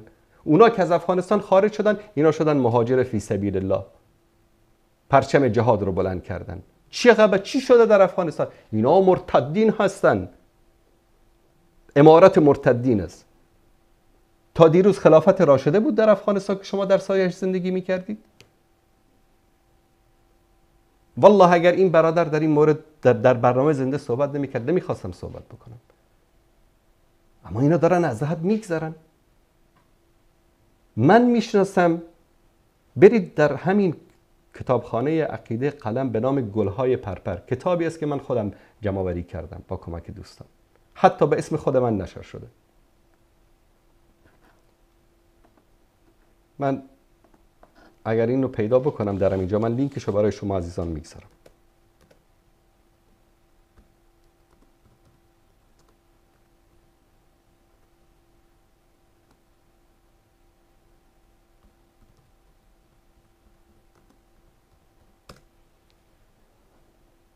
بله، لینکش رو من الان در چیز میگذارم. کتاب گلهای پرپر، نویسندش هم مؤلفش هم خودم هستم. لیستی که 10% یا 20% از علمای اهل سنت ایران که در طول این چند سال به شیوه‌های مختلف در ایران به شهادت رسیدن. برید شما این کتاب رو بخونید. من لینکش رو میگذارم در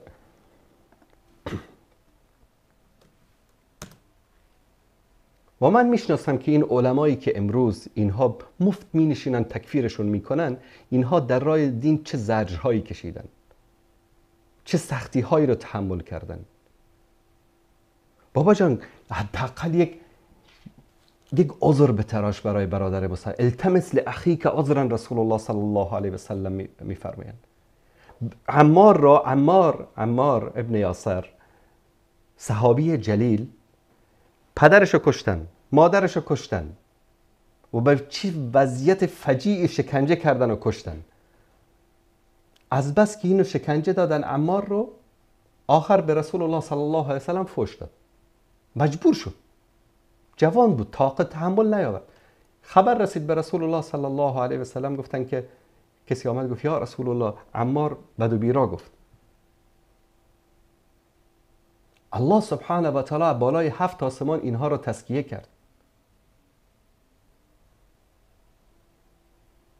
رسول الله صلی الله علیه و سلم فرمودند که قلبش مطمئن است به اسلام، به ایمان. مجبور بوده گفته. انقدر شکنجه کردن یه بس برای خدا حداقل یک دلیل برای یک عذر برای برادر مسلمانتون بیارید.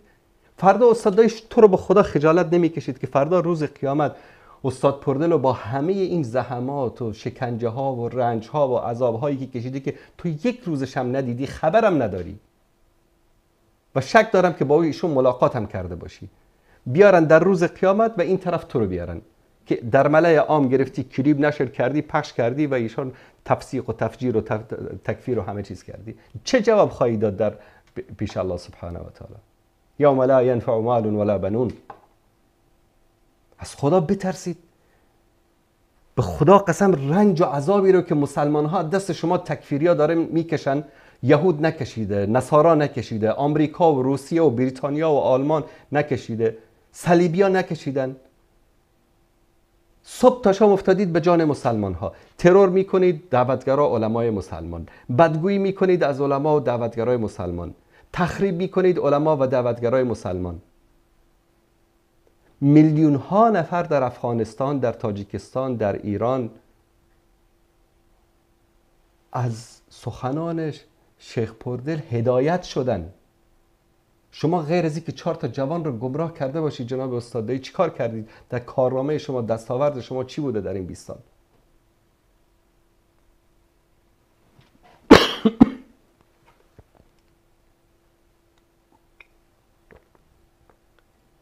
پس خدا بترسید، تقوای الله پیشه بکنید، نکنید، خودتون رو رسوا نکنید.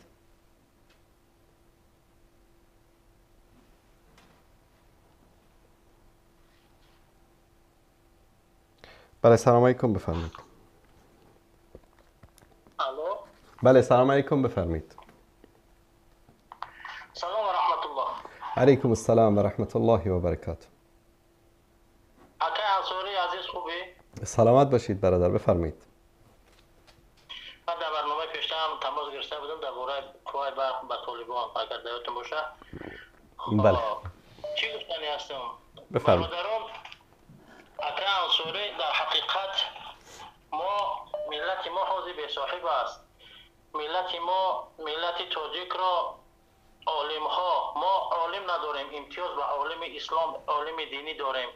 برای هوای ای کاش که حاجی مرزا میشید که مثال به مانند شما یک برنامه میداشت که ما برآمد میکردیم. ای کاش که اشان نورالدین جان میشید، ای کاش که دیگر ها میشیدن که با مثل شما ما درد دل ما میگفتیم، سوال های اسلامی ما از آنها جوابش میگرفتیم و این میشد باعث فخر ملت تاجیک.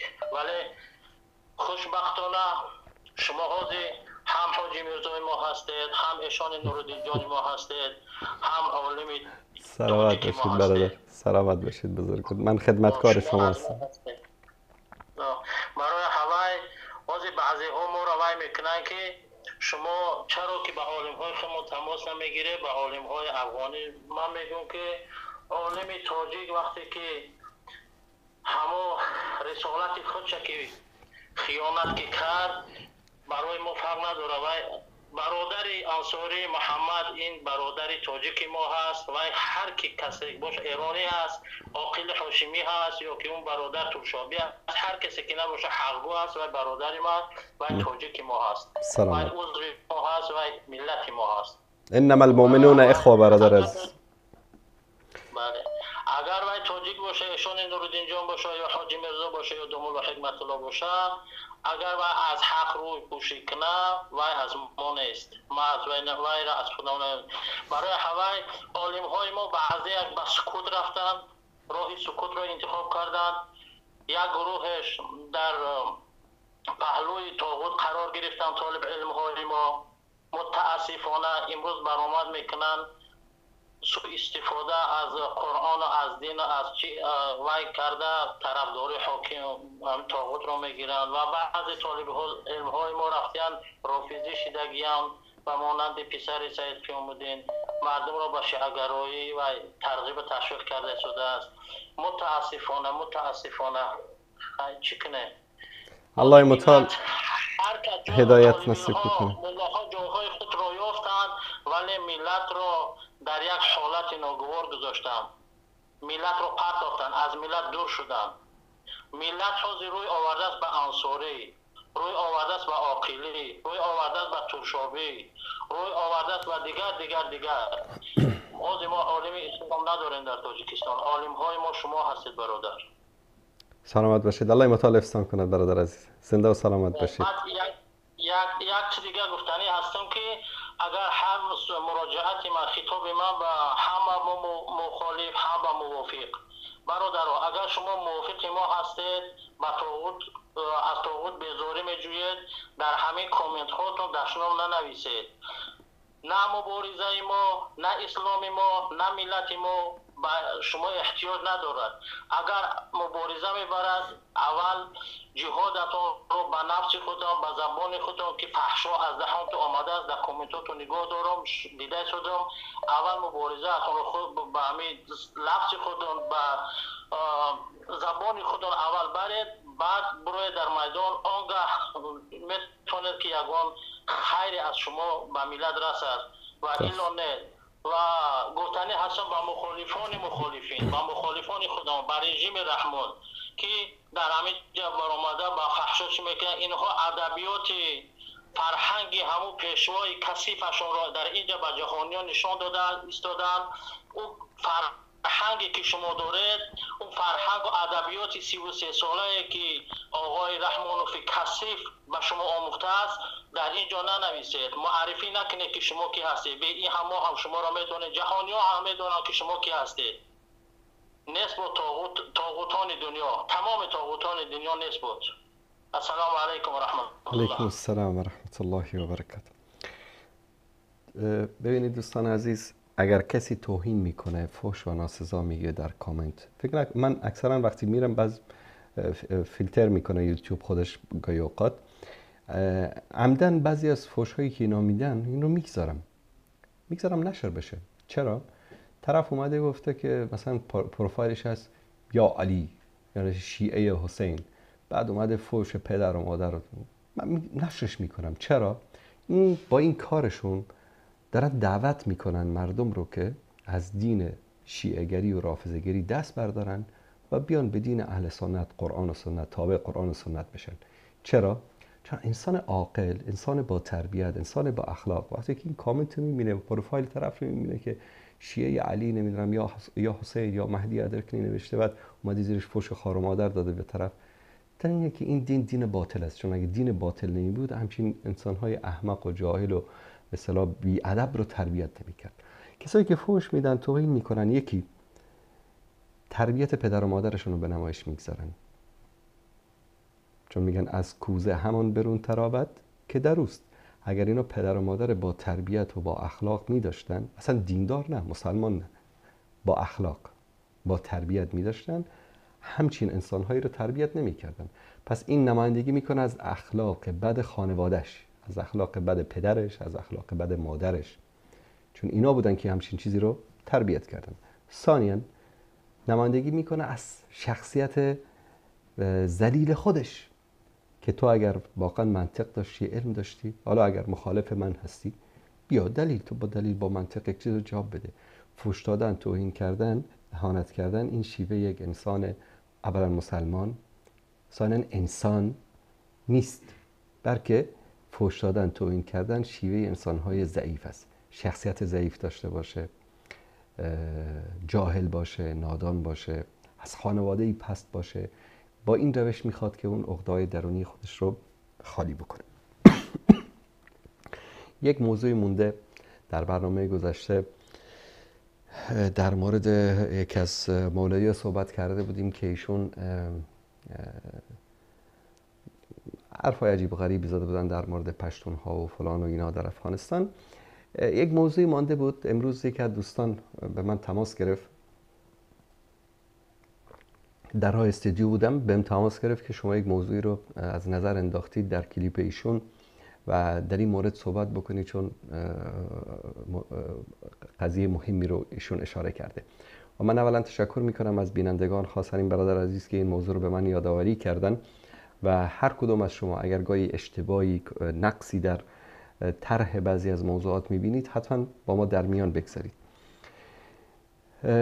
من این کلیپ رو از سخنان ایشون پخش میکنم.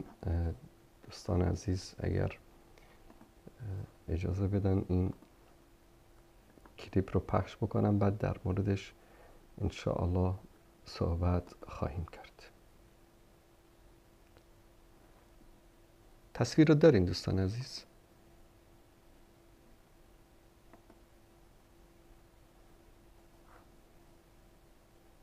فکر کنم الان هست تصویر. بله هست. این رو خدمت شما عزیزان پخش میکنم.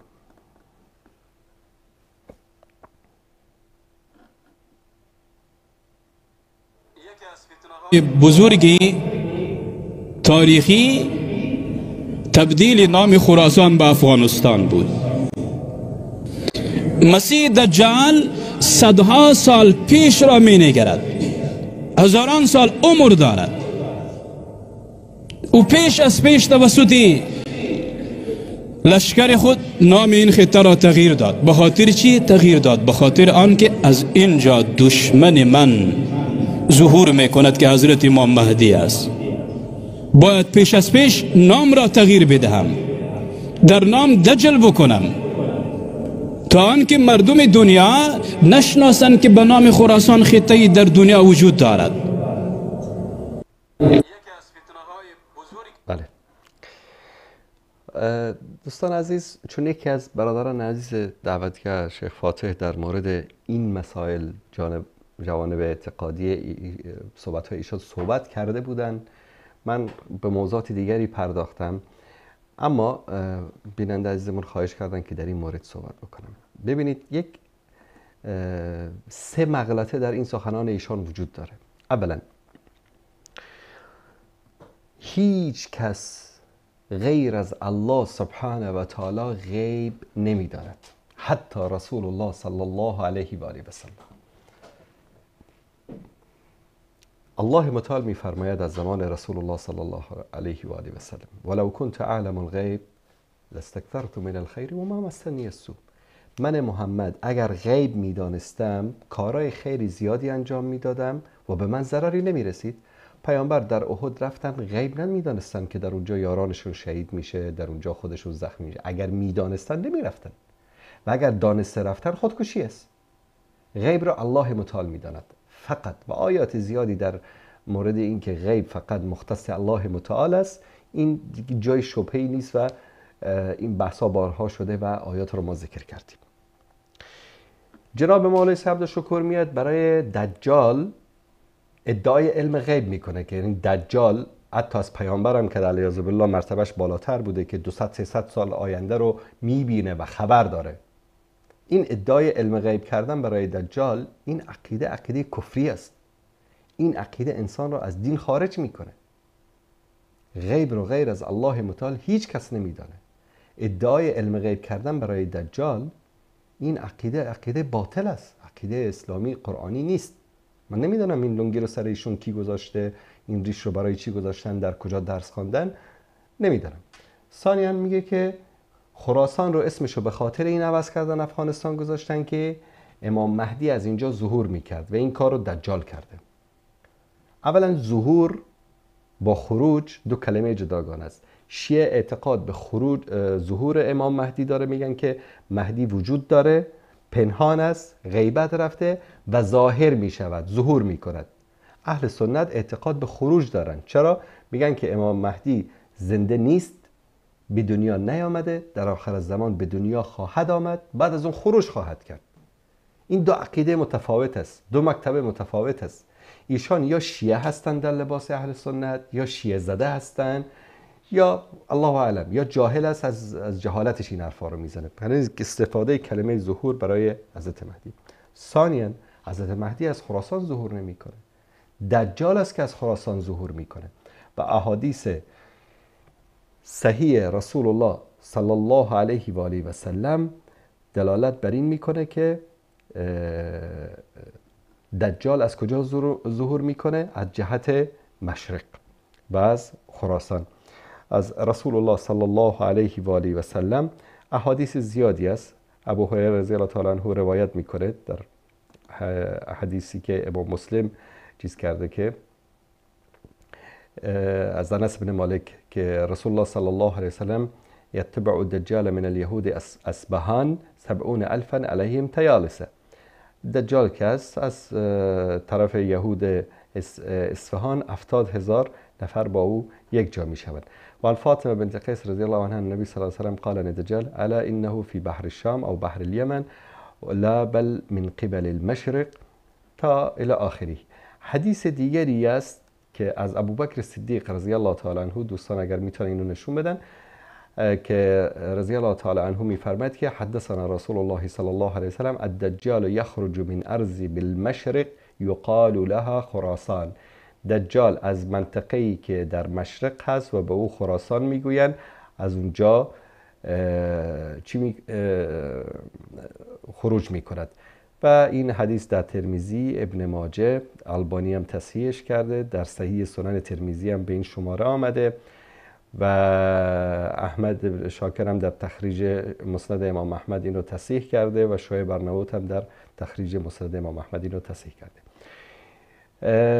و همچنین مناوی هم میگه که الدجال یخرج من ارض یعنی بلدا بالمشرق ای بجهت المشرق یقال له خراسان بلد کبیر مشهور الی آخره.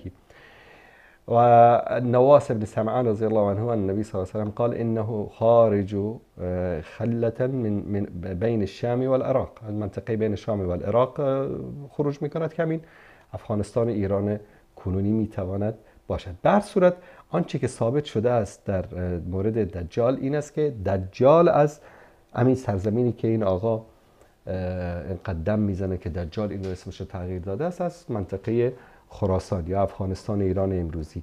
خراسان تنهای منطقه افغانستان نیست، یعنی شما فکر بکنید از ماوران نهر گرفته الی افغانستان تا ایران، قسمت بزرگی از هند، همه اینا به اسم سرزمین خراسان معروف بود قبلا که در برنامه گذشته من مفصل در موردش صحبت کردم. اما در مورد احادیث خروج حضرت مهدی، آنچه که صحیح است و با احادیث صحیح ثابت شده این که ایشان با مسلمان‌ها در مکه مکرمه بین رکن یمانی و حجر الاسود در اونجا با مسلمان‌ها بیعت میکنند. یعنی خروج حضرت مهدی از مکه مکرمه است، نه از خراسان، نه از افغانستان که حالا دجال آمده باشه با علم غیبش اسم اون رو عوض کرده باشه. ثانیاً احادیثی که در مورد تهدید مکان خروج امام مهدی ذکر شده است، همه این روایت‌های ضعیف است، منکر است و هیچ کدام از آنها ثابت نمیشه. و اگر من بخوام در مورد این مفصل صحبت بکنم که مثلا روایتی است که اذا اقبلت الرایات السود من خراسان فاتوها فان فيها خلیفه المهدی، اگر که پرچم‌های سیاه از طرف خراسان آمده و از آنها متابعت بکنید که در بین آنها مهدی است، این سند این روایت مشکل داره. ابن جوزی در موضوعات جلد 2 صفحه 39 در موردش مفصل صحبت کرده که سند این روایت مشکل داره و روایت ضعیف است و باطل است و بقیه روایت ها به همین شکل هیچ کدومش به پایه صحت نمیرسه. پس اولا دجال علم غیب نداره، الله متعال از غیب آگاه هست، هیچ کس حتی رسول الله صلی الله علیه و سلم علم غیب نداشتن. امام مهدی خروج میکنه، ظهور نمیکنه. این عقیده شیعه است که ما بگیم که خروج میکنه و اونها عقیده دارن که از خراسان ظهور میکنه. شیعه در بعضی از کتاباشون بعضی روایت خراسانی میاد و نمیدونم با بیعت میکنه و فلان و سفیانی میاد از یمن و یک خزعبلات زیاد در این مورد بافتن و ساختن که این جناب مولوی صاحب حتما کتاب‌های اونها رو مطالعه کرده. و همونطوری که عرض کردم دجال است که از افغانستان ظهور میکنه. حالا اگر این روایت صحیح رو ببینیم، دجال از افغانستان ظهور میکنه، از خراسان یا افغانستان امروزی اگر درست باشه که ما به افغانستان بگیم خراسان، و حضرت مهدی از افغانستان خروج یا ظهور نمیکنه. این عقیده صحیح نیست. این رو هم دوست داشتم که در این برنامه انشاءالله به گوش دوستان و بینندگان عزیز برسه. و به هر صورت باز هم تکرار میکنم که بیان این گونه مسائل از زبان علما و دعوتگران در این برهه حساس در افغانستان یک اشتباه نابخشوده نیست. اگر یک عالمی، یک دعوتگری با یک فتوای خودش، با یک صحبت خودش، شاید هم هدف جناب مولوی صاحب رفتن به آلمان و فرانسه و انگلستان و کانادا و اینجاست، چون که الان برای کیس درست کردن خیلی راحت همین است که برو برای حکومت طالبا و برای فلان قوم یک چیزی صحبت بکن، بعد این کلیپت رو به همراه کیست بفرست به سفارت فلان کشور، زود قبول میکنن. نمیدونم اگر همچین برنامه ایشان دارن، و الا این صحبت ها نه زمانش بود نه مکانش بود و نه صحبت های صحیح و منطقی و علمی است که بشه با اون استناد کرد. به پایان برنامه رسیدیم. تا فرصت دیگر و برنامه دیگر که باز هم در خدمت شما عزیزان خواهم بود، همه تان را به پروردگار متعال میسپارم. صلی الله علی سیدنا و حبیبنا محمد و علی آله و صحبه اجمعین. السلام علیکم و رحمت الله و برکاته.